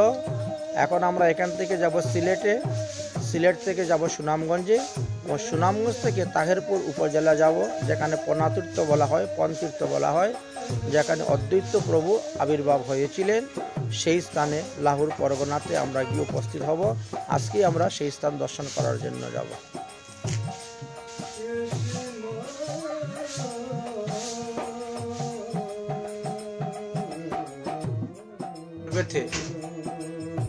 আমরা মহাপ্রভুর বাংলাদেশ ভ্রমণ সম্পর্কে কিঞ্চিত আস্বাদন করি। বাংলাদেশেও তিনি বিদ্যাদান করেছিলেন। তিনি যে ব্যাকরণের উপরে একটি টিপ্পনী লিখেছিলেন, টিকা লিখেছিলেন, সেই গ্রন্থটা প্রচার প্রসার সর্বদিকে হয়েছিল। এই জন্য পূর্ববঙ্গীয় যারা বিদ্যার্থী ছিলেন তাদেরও ইচ্ছা ছিল যে এই টিপ্পনী যিনি লিখেছেন তিনাকে দর্শন করতে আমরা চাই। তাছাড়া মহাপ্রভুর ইচ্ছা হলো আমার পিতৃপুরুষের ভিটা দর্শন করে আসবে। বাপদাদার ভিটা বাংলাদেশ সিলেট সুনামগঞ্জ থেকে একটু দূরেই পড়েছে, যাকে ঢাকা দক্ষিণ নামে এখন আমরা পরিচিত। সেই স্থানটি মহাপ্রভুর আদি বাড়ি আছে, অর্থাৎ ওনার পিতৃপুরুষদের ভিটামাটি এখনো আছে। তো মহাপ্রভুর বয়স তখন প্রায় 19 বৎসর হবে বা একটু বেশি হতে পারে। সেই সময়ে মহাপ্রভু বাংলাদেশে এসেছিলেন। তখন তো বাংলাদেশ ছিল না, এটাকে পূর্ববঙ্গ নাম বলা হতো। তো মহাপ্রভু নৌকা যুগে পদ্মা নদীর তীর ধরে রাজশাহীতে গিয়ে উঠেছিলেন। এটা চৈতন্য ভাগবত নামক গ্রন্থেতে লেখা আছে। আমরা দেখতে পাই মালদা থেকে একটু দূরেই রাজশাহী পড়েছে, ওইদিকে ভারতের মালদা, এদিকে রাজশাহীতে যাওয়ার ভালো ব্যবস্থা আছে, সুবিধা আছে। তবে কত দিনে ইচ্ছাময় ভগবান বঙ্গদেশে দেখিতে হইল ইচ্ছা তার। তবে প্রভু জননীরে বলিলেন বাণী, কতদিন প্রবাস করিব মাতায় আমি। মহাপ্রভুর ইচ্ছা যখন হলো যে আমি বঙ্গদেশে যাব, তখন তিনি মায়ের কাছে অনুমতি নিলেন। ও মা, তুমি বৌমাকে নিয়ে, তোমার মানে লক্ষ্মীপ্রিয়াকে নিয়ে তুমি থাকো, আমি যাচ্ছি কিছু প্রবাস মানে দূরদেশে আমি ভ্রমণ করতে যাচ্ছি। লক্ষ্মীপতি কহিলেন, শ্রী গৌর সুন্দর জননীর সেবন কৃত্য করিয়া নিরন্তর। লক্ষ্মীপ্রিয়াকে বললেন যে দেখো, আমি তো বঙ্গদেশে যাচ্ছি ঘুরতে, তুমি মায়ের সেবা যত্ন ভালোভাবে করিও, কারণ তুমি ছাড়া তো গৃহে আর কেউ নেই, কে করবে। তবে কত দিনে আপ্তবর্গ শিষ্য লইয়া চলিলেন বঙ্গদেশে হরষিত হইয়া। মহাপ্রভু তখন তিনি অনুগত শিষ্যদেরকে সঙ্গে করে নিয়ে নবদ্বীপ ধাম থেকে রওনা হলেন তিনি বঙ্গদেশে আসার জন্য। হেনমতে শ্রী গৌর সুন্দর ধীরে ধীরে কতদিনে আইলেন পদ্মাবতী তীরে। সেই পদ্মাবতী নদীর তীরে এসে মহাপ্রভু উপস্থিত হলেন। দেখি পদ্মাবতী প্রভু মহাকৌতূহলে গণসহ স্নান করিলেন সেই জলে। সেই পদ্মাবতীর জলেতে মহাপ্রভু স্নান করলেন সমস্ত ভক্তদেরকে সঙ্গে করে নিয়ে। তারপরে কি বললেন, অগো ভাগ্যবতী পদ্মাবতী, সেই দিন হইতেই যজ্ঞ হইল সর্বলোক পবিত্র করিতে। তাই গঙ্গা যেমন মানুষকে পবিত্র করতে পারে, ঠিক তেমনি ভাবে এই পদ্মা নদীও মানুষকে পবিত্র করতে পারেন। যেহেতু সেইখানে মহাপ্রভু সপরিবারে পার্শ্বদেরকে নিয়ে স্নান করেছিলেন এবং এই পদ্মাবতীর নদীর তীরেই মহাপ্রভু সেই প্রেম রেখে গিয়েছিলেন গচ্ছিত করে। নিত্যানন্দ প্রভুর সেই প্রেম এখানে গচ্ছিত করে রেখে গিয়েছিলেন যে পদ্মাবতী লহ প্রেম ধরো, এই পদ্মাবতী তুমি আমার প্রেমটাকে রাখো, যে নরোত্তম নামে এক ব্যক্তি আসবে, তাকে তুমি সেই প্রেম দিবে। তখন পদ্মাবতী বলছেন যে আমি কেমন করে চিনব কে নরোত্তম। তখন মহাপ্রভু বললেন, যাহার পরশে তুমি অধিক উচলিবা সেই নরোত্তম, তুমি তাকে প্রেম দিবা। এইভাবেও প্রেম ভক্তি চন্ডিকাতে নরোত্তম দাস ঠাকুর মহাশয়ের জীবনী বিষয় নিয়ে আলোচনা করা আছে। যাই হোক, মহাপ্রভু সেই পদ্মাবতী নদীর তীরে একদিন অবস্থান করলেন। তারপরে সেখান থেকে বঙ্গদেশে তিনি প্রবেশ করলেন। বঙ্গদেশে মহাপ্রভু করিলা প্রবেশ, অদ্যপিও সেই ভাগ্যে ধন্য বঙ্গদেশ, অর্থাৎ এই পূর্ববঙ্গ এই জন্য ধন্য ধন্য। এখন পর্যন্ত সেই হরিনামের বন্যা বাংলাদেশেও প্রবাহিত হয়ে যাচ্ছে। মহাপ্রভু বয়স যখন 19 বছর ছিল তখন তিনি এখানে এসেছিলেন। নিমাই পণ্ডিত অধ্যাপক শিরোমণি, সবাই জানেন নিমাই পণ্ডিতের মহিমা। নিমাই পণ্ডিত অধ্যাপক শিরোমণি আসিয়ায় আছেন সর্বদিকে হইল ধনী। আরে তিনি পূর্ববঙ্গে এসেছেন, এই কথা সব দিকে ধনী হয়ে গেল। সব বিদ্যার্থীগণ আসিয়া মহাপ্রভুকে প্রণাম করিতে লাগিলেন। একে অন্য বলতেছেন, তোরা দেখবি যদি আয় গয়ায় সুন্দর গৌরাঙ্গ রায়, সে যে মোহন বেশে দাঁড়াই আছে গো, এগো সুরধ্বনির কিনারায় সুন্দর গৌরাঙ্গ রায়। তোরা দেখবি যদি আয় গয়ায় সুন্দর গৌরাঙ্গ রায়। পূর্ববঙ্গবাসী ভক্তগণ বলছেন, আমরা এতদিন যাবৎ আপনার ব্যাকরণের টিপ্পনী পড়তেছি, আর আজ আপনাকে সচক্ষে দর্শন করে আমরা কৃতার্থ হলাম। আপনি কৃপা করেন, আমাদেরকে আশীর্বাদ করুন, যাতে আমরা বিদ্যা শিক্ষা লাভ করে কৃষ্ণ ভজন করতে পারি। একে অন্যকে বলছেন, দেখ দেখ গৌরাঙ্গ মহাপ্রভুকে দেখতে কিরকম, বলে অরুণ বরণ রূপের কিরণ, ঢুলু ঢুলু দুটি নয়ন গো, গোরাজার পানে চায় পরাণ লইয়া যায় নাগরি গো, সুন্দর গৌরাঙ্গ রায়, তোরা দেখিবি যদি আয় গয়ায়, সুন্দর গৌরাঙ্গ রায়। মহাপ্রভু এইভাবে সেখানে হরিনাম প্রচার করতে শুরু করলেন। সেখানে তপন মিশ্রের কাহিনীর কথা লেখা আছে। মহাপ্রভু তপন মিশ্র নামক ব্রাহ্মণকে কৃপা করেছিলেন, যে তপন মিশ্র তিনি দেবী উপাসক ছিলেন। তো মহাপ্রভুর কাছে এসেছিলেন, এসে বলেছিলেন যে আমি সাধ্য সাধন তত্ত্ব তো কিছু জানি না, আপনি কৃপা করে আমাকে কিছু সাধ্য সাধন তত্ত্ব কথা শিক্ষা দিন। মহাপ্রভু তখন তিনাকে শিক্ষা দিয়েছিলেন সাধ্য সাধন তত্ত্ব কথা, এই বিষয়ে আমরা আস্বাদন করব। আচ্ছা, এদিকে কি হলো? মহাপ্রভু বঙ্গদেশে পরিক্রমা করতে এসে অনেকদিন গত হয়ে গেল, আর নবদ্বীপে মহাপ্রভুর বিচ্ছেদে লক্ষ্মীপ্রিয়া আর সহিতে পারছেন না। ঈশ্বর বিচ্ছেদে লক্ষ্মী না পারেন সহিতে, ইচ্ছা করিলেন প্রভুর সম্মুখে যাইতে, কিন্তু এই পঞ্চবৌতী দেহ নিয়ে যাওয়া যাচ্ছে না। যার ফলে কি করলেন?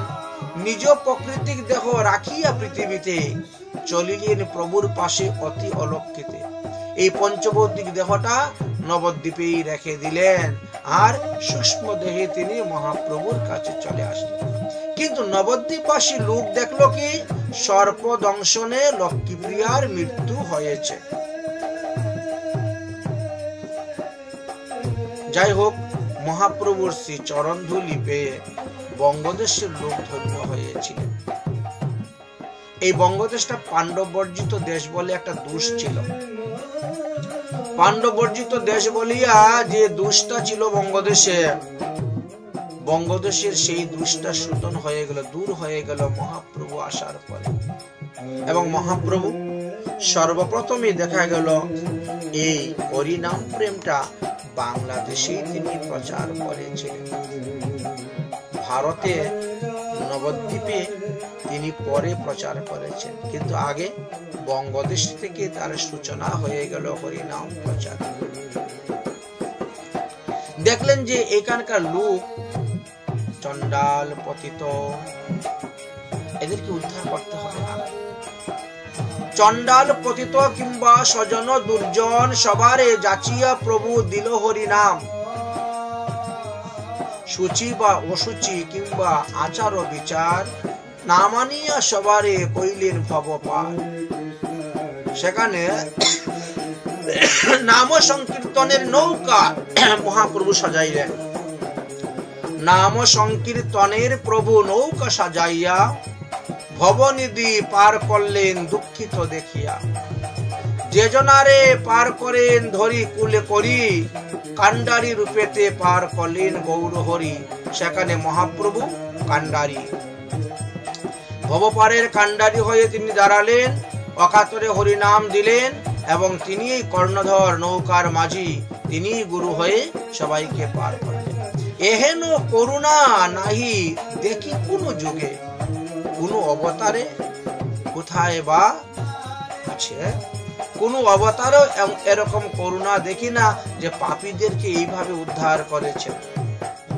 একমাত্র গৌর অবতারই দেখা গেল মহাপ্রভু সেই পাপীদেরকে সূচি অসুচি সবাইকে হরিনাম দিয়ে উদ্ধার করে।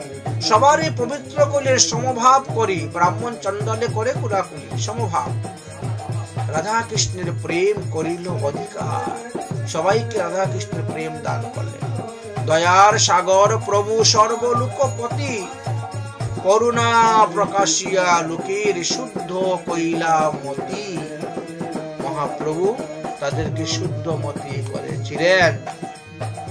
মহাজনগণ বলছেন, এমন কলিযুগে যদি কেউ হরিনাম না করে তাহলে আর কোনো কালে সে উদ্ধার হতে পারবে না। কে যাবি রে ভাই ভব সিন্ধু পার, ধন্য কলির যুগে রে চৈতন্য অবতার। আমারও গৌরাঙ্গের ঘাটে আদান খেওয়া বয়, জড় অন্ধ আতুর আদি সকলেই পার হয়। হরিনামের নৌকাকানি শ্রীগুরু কান্ডারি, সংকীর্তন করাইল দুই বাহু পাশরি। জড় সব জীব উদ্ধার পাইল প্রেমের বাতাসে, পড়িয়া রহিল লোচন আপনার দোষে।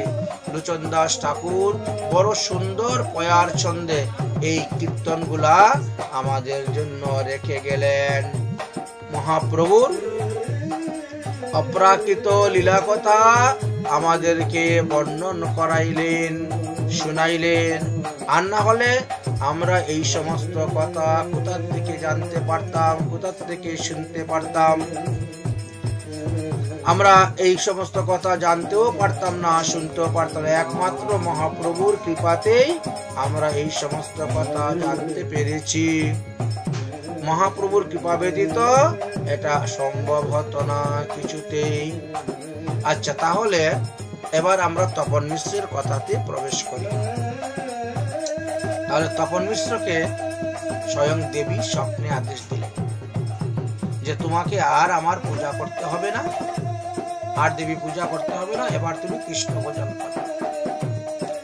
সেই তপন মিশ্র স্বপ্নে আদেশ পেয়ে তিনি মহাপ্রভুর নিকটে এসে উপস্থিত হলেন যে সাধ্য সাধন তত্ত্ব তো আমি কিছু জানি না, অতএব আপনি কৃপা করে আমাকে সাধ্য সাধন তত্ত্ব উপদেশ দিন, আমি শুনতে চাই। গতকালকে রাত্রে আমি এক স্বপ্ন দেখেছি। কি স্বপ্ন দেখেছ? দেবী আমাকে স্বপ্নে দেখিয়েছে। সুস্বপ্ন দেখি বিপ্র নিজ ভাগ্য বসে, দিব্য এক পুরুষ আইল রজনী শেষে। শুনো শুনো আরে বিপ্র পরম সুধীর, চিন্তা আর নাহিক হয় না করো, মন করো স্থির। কেন? বলে নিমাই পণ্ডিতের পাশে করহ গমন, তিহু কহিবে তোমায় সাধ্য সাধন। সুনিশ্চিত হইবে তিহু, আচ্ছা সুনিশ্চিত তিহু সাক্ষাৎ নারায়ণ, নররূপ লীলা করেন জগত কারণ। তিনি নররূপ লীলা ধারণ করে এসেছেন জগতে, অতএব তুমি তার কাছে। দেবগুপ্ত এই সকল না কহিও কাহারে, কহিলে পাইবে দুঃখ জন্ম জন্মান্তরে। আমি যে বললাম এটা তুমি কাউকে বলিও না, কথাটা গোপন রাখিও। অন্তর্ধান হইলেন দেব ব্রাহ্মণ জাগিল, সুস্বপ্ন দেখিয়া বিপ্র কাঁদিতে লাগিল। এই তপন মিশ্র এইভাবে স্বপ্ন দেখে কাঁদে কাঁদে মহাপ্রভুর চরণে এসে সমর্পণ করেছিলেন, আত্মনিবেদন করেছিলেন। আসিয়া পড়িলা বিপ্র প্রভুর চরণে, সুরহস্তে দাঁড়াইল সবার সধনে। সবার সম্মুখে দুই হাত জোর করে মহাপ্রভুর কাছে এসে দাঁড়াইলেন। বিপ্র বলে, আমি অত দিনহীন জন, কৃপা দৃষ্টি করো মুরে সংসার মোচন।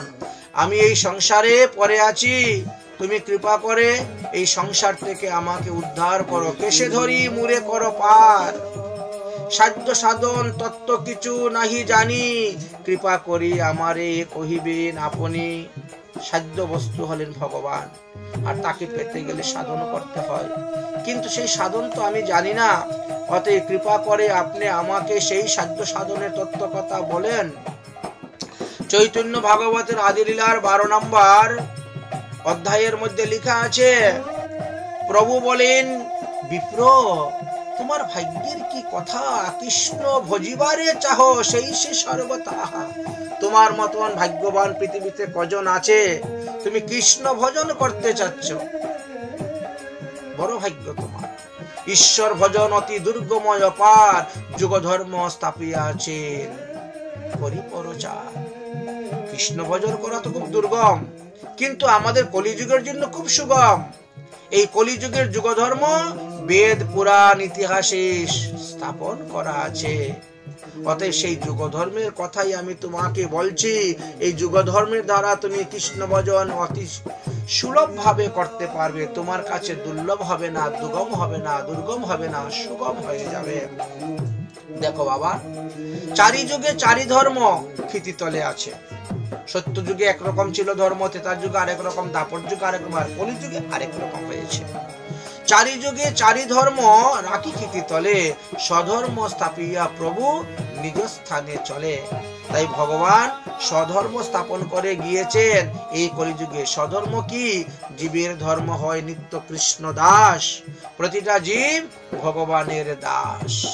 কলিযুগের ধর্ম হলো নাম সংকীর্তন, অতএব তুমি একমাত্র হরি নাম সংকীর্তনই করো। কলিযুগের ধর্ম হয় নাম সংকীর্তন, চারি যুগে চারি ধর্ম জীবেরই কারণ। এই জন্য সত্য যুগে ধ্যান, ত্রেতা যুগে যজ্ঞ, দাপরে পূজা অর্চন, আর কলিতে হরিনাম সংকীর্তন। অতএব কলিযুগের নাম যজ্ঞ সার, হরিনাম যজ্ঞ করো। অতএব কলিযুগে নাম যজ্ঞ সার, আর কোন ধর্ম করলে নাহি হইবে পার। অতএব এই নাম যজ্ঞটাকে ধরে রাখো, নাম যজ্ঞ করো। নাম যজ্ঞের দ্বারাই তুমি ভবসিন্ধু পার হয়ে যাবে। সর্বদা ভগবানের নাম নিবে, রাত্রি দিন নাম ল খাইতে শুইতে, তাহার মহিমা বেদে নাহি পারে দিতে। সবসময় হরিনাম করতে থাকো। শুনো মিশ্র, শুনো মিশ্র, কলিযুগে নাহি তপযজ্ঞ। এই কলিযুগে অশ্বমের যজ্ঞ, গুমের যজ্ঞ, নরমের যজ্ঞ, মাথা নিচে দিয়ে পা উপর দিকে দিয়ে চতুর্দিকে আগুন জ্বালিয়ে জলের মধ্যে ডুবে এরকম তপস্যা নাই। কলিযুগে এরকম তপস্যা করতে হয় না। শুনো মিশ্র, কলিযুগে নাহি তপযজ্ঞ, যেই জন ভজে কৃষ্ণ সেই মহাভাগ্য। কৃষ্ণ ভজন, কৃষ্ণ নামই হলো মহাভাগ্য। অতএব গৃহে তুমি কৃষ্ণ ভজ গিয়া। কৃষ্ণ ভজনের জন্য বাড়িঘর ত্যাগ করতে হবে না, সংসার ত্যাগ করতে হবে না। যাও, স্ত্রী পুত্র আত্মীয় স্বজন ইষ্টি কুটুম্ব সবাইকে নিয়ে তুমি কৃষ্ণ ভজন করো।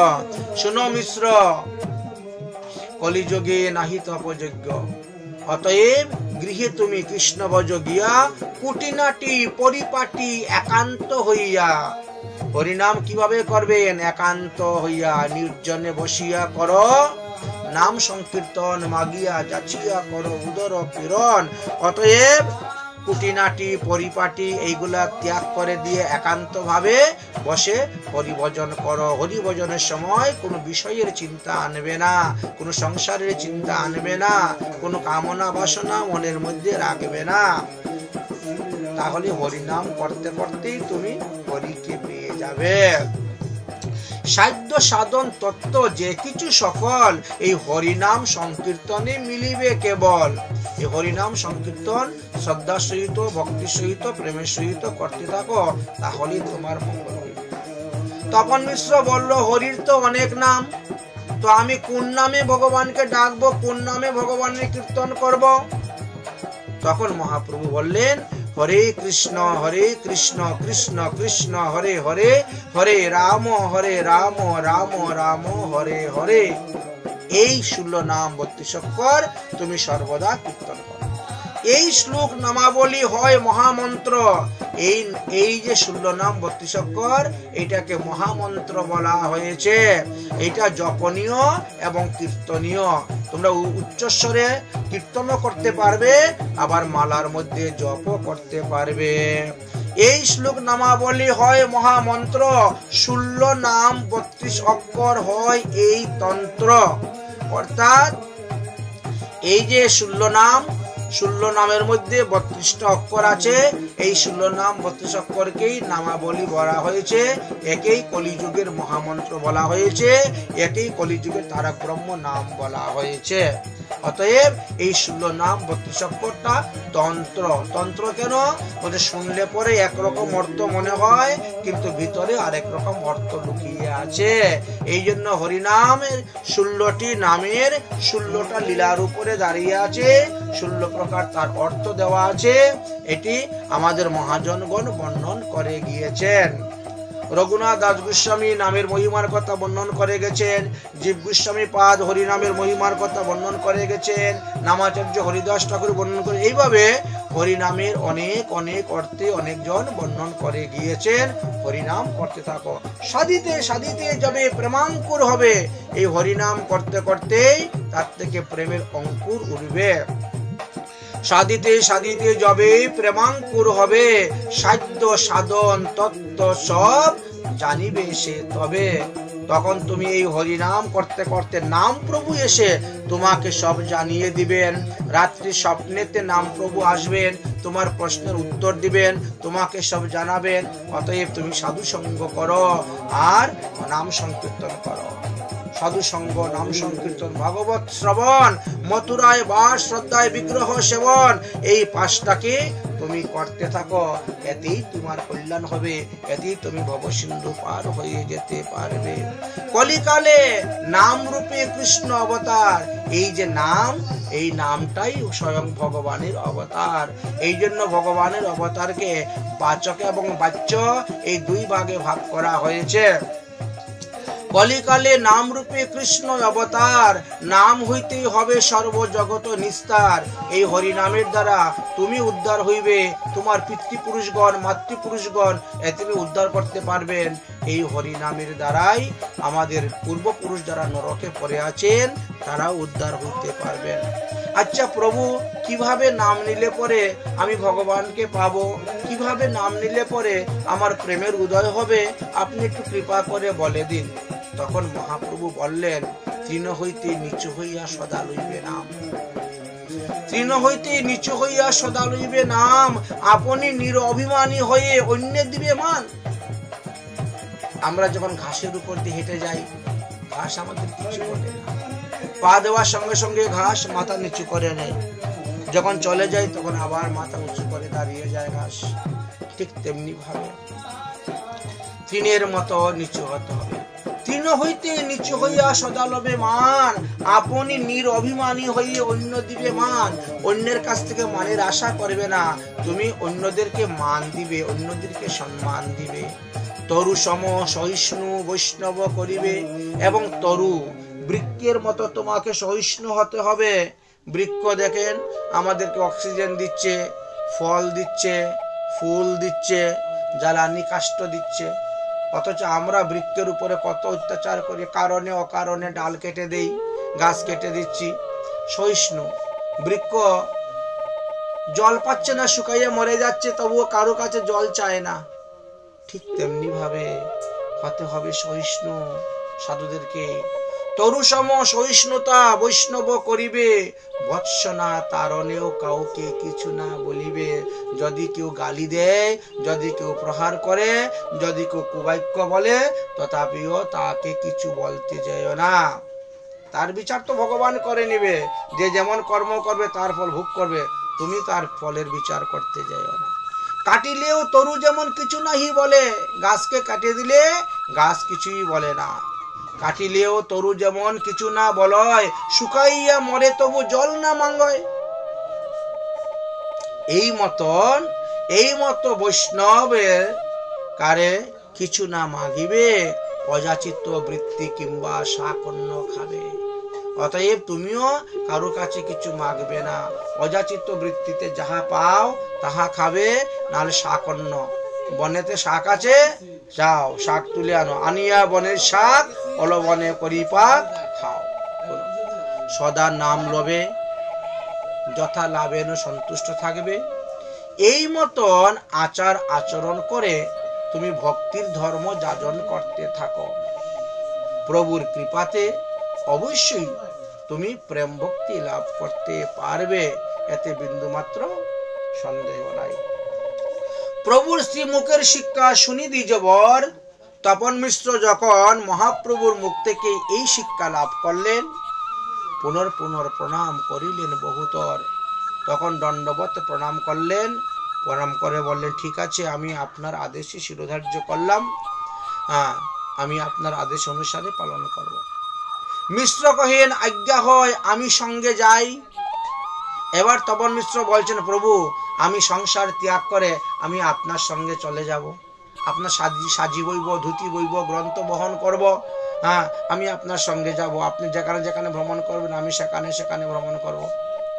মহাপ্রভু বলেন, না, তুমি এখন আমার সঙ্গে নবদ্বীপ যাবে না, তুমি এখন চলে যাও কাশীতে, বেনারসে। প্রভু কহিন তুমি শীঘ্রই যাও বারাণসী, বারাণসী মানে কাশী, যাও, সেখানে তোমার সঙ্গে আমার মিলন হবে, সেখানে বসে তুমি ভজন করো। তথায় আমার সঙ্গে হইবে মিলন, কহিব সকল তত্ত্ব সাধ্য সাধন। এখন তোমাকে এই পর্যন্ত তোমাকে ভজন শিক্ষা দিলাম, তুমি এই পর্যন্ত ভজন শিক্ষা করো, আর বাকি ভজন শিক্ষাটা আমি কাশীতে যখন যাব তোমার সঙ্গে দেখা হবে তখন আমি বলবো। এত বলি মহাপ্রভু তারে দিয়া আলিঙ্গনে, মহাপ্রভু তখন তাকে আলিঙ্গন প্রদান করলেন। আর আলিঙ্গন প্রদান করে এবার চিন্তা করলেন মহাপ্রভু নবদ্বীপের উদ্দেশ্যে রওনা হবেন। তখন এই যশোর জেলার তালকরি নামক স্থানেতে লোকনাথ গোস্বামী পাদ মহাপ্রভুর সঙ্গে সাক্ষাৎ করলেন। মহাপ্রভু বললেন আপনি সংসার ত্যাগ করে, মাতা পিতা বিয়োগে সংসার ত্যাগ করে আপনি শ্রীধাম বৃন্দাবনে যান, আপনার সঙ্গে সেখানে আমার দেখা হবে, সাক্ষাৎ হবে, চিন্তা নাই। তখন আপনাকে আরো সাধ্য সাধন তত্ত্ব শিক্ষা দিব। লোকনাথকেও এখানে, লোকনাথ গোস্বামীকেও এখানে মহাপ্রভু সাধ্য সাধন তত্ত্ব শিক্ষা দিয়েছিলেন। তারপরে মহাপ্রভু নবদ্বীপের উদ্দেশ্যে গমন করেছিলেন। এইভাবে বহুদিন বঙ্গদেশে থাকার পর মহাপ্রভু নবদ্বীপের উদ্দেশ্যে গমন করেছিলেন। প্রভুর আজ্ঞা পেয়ে তপন মিশ্র সস্ত্রী সহিত কাশীতে গিয়ে বাস করতে লাগিলেন। আর তার 10 বৎসর পরে মহাপ্রভু কাশীতে গিয়েছিলেন এবং এই তপন মিশ্রের সঙ্গে সাক্ষাৎ করেছিলেন। তাহলে 1-2 বৎসর নয়, 10 বৎসর পরে তিনি গিয়েছিলেন। মহাপ্রভু নবদ্বীপে যাওয়ার পর তিনি সচিমাকে দণ্ডবত প্রণাম করলেন এবং বঙ্গদেশ হইতে যে সমস্ত ভক্তগণ উপটোকন দান করেছিলেন সবই সচিমায়ের হাতে অর্পণ করিলেন। তারপরে শুনতে পেলেন যে লক্ষ্মীপ্রিয়া সর্পাঘাতে মারা গিয়েছেন। এই পত্নী বিয়োগের কথা শ্রবণ করে সাধারণ মানুষের মতন একটু দুঃখ প্রকাশ করলেন, জননীকে সান্ত্বনা দিলেন। তারপরে আবার টুলের কার্য আরম্ভ করলেন, স্কুলে লেখাপড়া শুরু হয়ে গেল। মহাপ্রভু যে বাংলাদেশে এসে গোপনে গোপনে এই যে প্রেম ভক্তি বিতরণ করেছিলেন সেটা নবদ্বীপের লোককে বুঝতে পারে নাই, কারণ ওখানে তো বিন্দুমাত্র চিহ্নই নেই। সেখানে মহাপ্রভু একজন ব্যাকরণের পণ্ডিত, এছাড়া কিছুই নেই। তাহলে এই প্রেম ভক্তি বিতরণের কাণ্ডটা নবদ্বীপের কেউ জানতে পারল না। তিনি নবদ্বীপে বিদ্যারসে ডুবে আছেন। মধ্যে মধ্যে মহাপ্রভু শ্রীহট্টবাসীদের মতন কথা বলে শ্রীহট্টবাসী ভক্তদের সঙ্গে হাস্য পরিহাস্য করতেন। মহাপ্রভু সাধারণত অন্য কারোর সঙ্গে হাস্য পরিহাস্য করতে যেতেন না, নিজের অনুযতগণ এবং তাদের সঙ্গেই করতেন। তো শ্রীহট্টবাসীর প্রতিটা কথার মধ্যে দেখবেন হয় হয় শব্দ আছে। বিশেষ চালান প্রভু দেখি শ্রীহট্টিয়া, শ্রীহট্টবাসী যে সমস্ত বিদ্যার্থী ছিলেন তাদেরকে দেখলে পরে খুব মহাপ্রভু পরিহাস করেন, হয় হয়। এবং শ্রীহট্টবাসীরা যে সুরে কথা বলে সেই সুরে তিনি কথা বলতেন তাদের সঙ্গে এইভাবে। কাদালিন সেই মতো বচন বলিয়া, এবং শ্রীহট্টবাসীরা যেভাবে যে সুরে যেভাবে কথা বলে সেইভাবে কথা বলতেন। একদিন এক শ্রীহট্ট ভক্ত খুব রেগে গেছে। ক্রুদে শ্রীহট্টবাসীগণ বলে, অয় অয় তুমি কোন দেশি তাহা কহত নিশ্চয়। আমরা সিলেটি বাসীগণ কথায় কথায় অয় অয় বলি, তাই বলে তুমি সেটা পরিহাস করো? আচ্ছা তুমি বুকে হাত দিয়ে বলো তো তুমি কোন দেশের লোক? তুমি কোন দেশি তাহা কহত নিশ্চয়। পিতা মাতা আদি করে যতক তোমার বলো দেখি শ্রীহট্টে না জন্ম হইল কার? তোমার মায়ের জন্ম শ্রীহট্টে, তোমার বাবার জন্ম শ্রীহট্টে, তোমার মামার জন্ম শ্রীহট্টে, তোমার দাদু দিদা সব শ্রীহট্টে, দাদু ঠাকুরদা সব শ্রীহট্টে। আপনি হইয়া শ্রীহট্টিয়া তনয়। মহাপ্রভু তুমিও শ্রীহট্টিয়ার তনয়, শ্রীহট্টাইয়ার ছেলে। আপনি হইয়া শ্রীহট্টিয়ার তনয়, তবে টুল কর কারে অন্য দুঃখ পায়। আর তারপরে তুমি এইরকম ভাবে অয় অয় বলে আমাদেরকে দুঃখ দিচ্ছ কেন? যত যত বলে প্রভু, প্রভুদ না মানে। মহাপ্রভু তারপরে তাদেরকে শান্ত করাতে চাচ্ছেন, প্রবোধ করাতে চাচ্ছেন, কিন্তু মানতেছে না, রেগে গেছেন একেবারে। নানা মতে কদরার্থে সে দেশি বচনে, সেই দেশি বচনে বলতে। তো মহাপ্রভু নিজ দেশীয় অর্থাৎ শ্রীহট্টিয়া ব্যতীত অন্য কোন দেশীয় বালকদের সঙ্গে এই রকম পরিহাস তিনি করতেন না। এমনকি পর স্ত্রীর প্রতিও নাহি পরিহাস। স্ত্রী দেখিলে দূর হইতে প্রভু অন্যদিকে চোখ ফিরাইয়া নিতেন বা রাস্তার এক পাশ হয়ে যেতেন। এই রকম মহাপ্রভুর বয়স তখন 19 বছর পার হয়ে 20-তে পড়ে যাচ্ছে। একদিন প্রভু পট্ট বস্ত্র পরিধান করিয়া বাম হস্তে একখানা পুঁথি নিয়ে তাম্বুল চর্বণ করিতে করিতে কয়েকজন ছাত্র সঙ্গীকে নিয়ে রাজপথ দিয়ে যাইতেছেন। হঠাৎ শিবাস পণ্ডিতের সঙ্গে তিনার সাক্ষাৎ হয়ে গেল। তখন শিবাস পণ্ডিত জিজ্ঞাসা করছেন মহাপ্রভুকে, কোথায় যাচ্ছ হে উদ্যতের শিরোমণি? মহাপ্রভু তখন শিবাস পণ্ডিতকে দেখে দণ্ডবত প্রণাম করে মাথা হেট করে রহিলেন। কারণ শিবাসের সহিত জগন্নাথ মিশ্রের একটা ঘনিষ্ঠ সম্পর্ক ছিল, আত্মীয়তা ছিল, তিনি পিতৃ সমতুল্য। তাছাড়া শিবাস এবং মালিনী দেবী নিমাইকে ছোটবেলা থেকে ছেলের মতন দেখতেন, কুলে পিঠে করে মানুষ করেছেন। বাৎসল্য প্রেমের পরাকাষ্ঠা তাদের মধ্যে ছিল, তাই বাৎসল্য স্নেহটা তাদের চোখে ছিল। তাই শিবাস পণ্ডিত বলছেন, নিমাই তুমি তো মস্ত বড় পণ্ডিত হয়েছ, তুমি এত বড় বুদ্ধিমান, কিন্তু এত বড় বুদ্ধিমান হওয়া সত্ত্বেও তুমি কৃষ্ণ ভজন করো না কেন বাবা? শ্রীকৃষ্ণের চরণ প্রাপ্তি এই নরজীবনের মুখ্য উদ্দেশ্য। লেখাপড়া শিখবো, স্কুল খুলবো, টুল খুলবো, ছাত্র পড়াবো, এটা কিন্তু মুখ্য উদ্দেশ্য নয়। মুখ্য উদ্দেশ্য হলো হরিভজন করা, হরিভজন করা। হে পণ্ডিত নিমাই, তুমি আমাকে বুঝিয়ে বলো দেখি, ভগবত চরণ ভজন না করিয়া এই যে দিন রাত খালি বিদ্যা চর্চা করো, ব্যাকরণের ফাঁক নিয়ে তর্কযুদ্ধ করে ঘুরে বেড়াচ্ছ, তাতে তোমার কি লাভ হইবে বলো? মহাপ্রভু নতমস্তকে বলছেন, আরো কিছুদিন লেখাপড়া করি, তারপরে আমি বৈষ্ণব ধর্ম গ্রহণ করব, তখন আপনারা আমাকে চিনতে পারবেন। আমি এমন একজন বৈষ্ণবের নিকট থেকে দীক্ষা গ্রহণ করব, একজন উত্তম বৈষ্ণবের নিকট থেকে আমি দীক্ষা গ্রহণ করব, করে আমিও উত্তম বৈষ্ণব হব।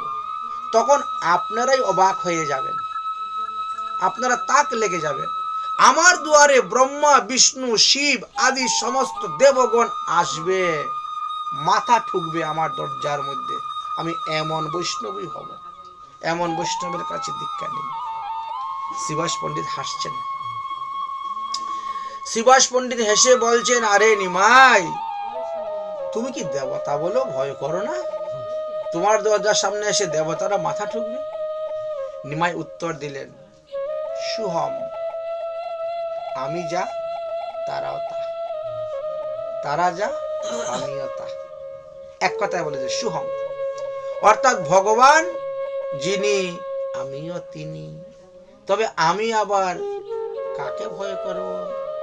আমি আবার কার পূজা করব, আমি আবার কার ভজন করব? নিমাইয়ের মুখের এইরূপ কথা শুনে তখন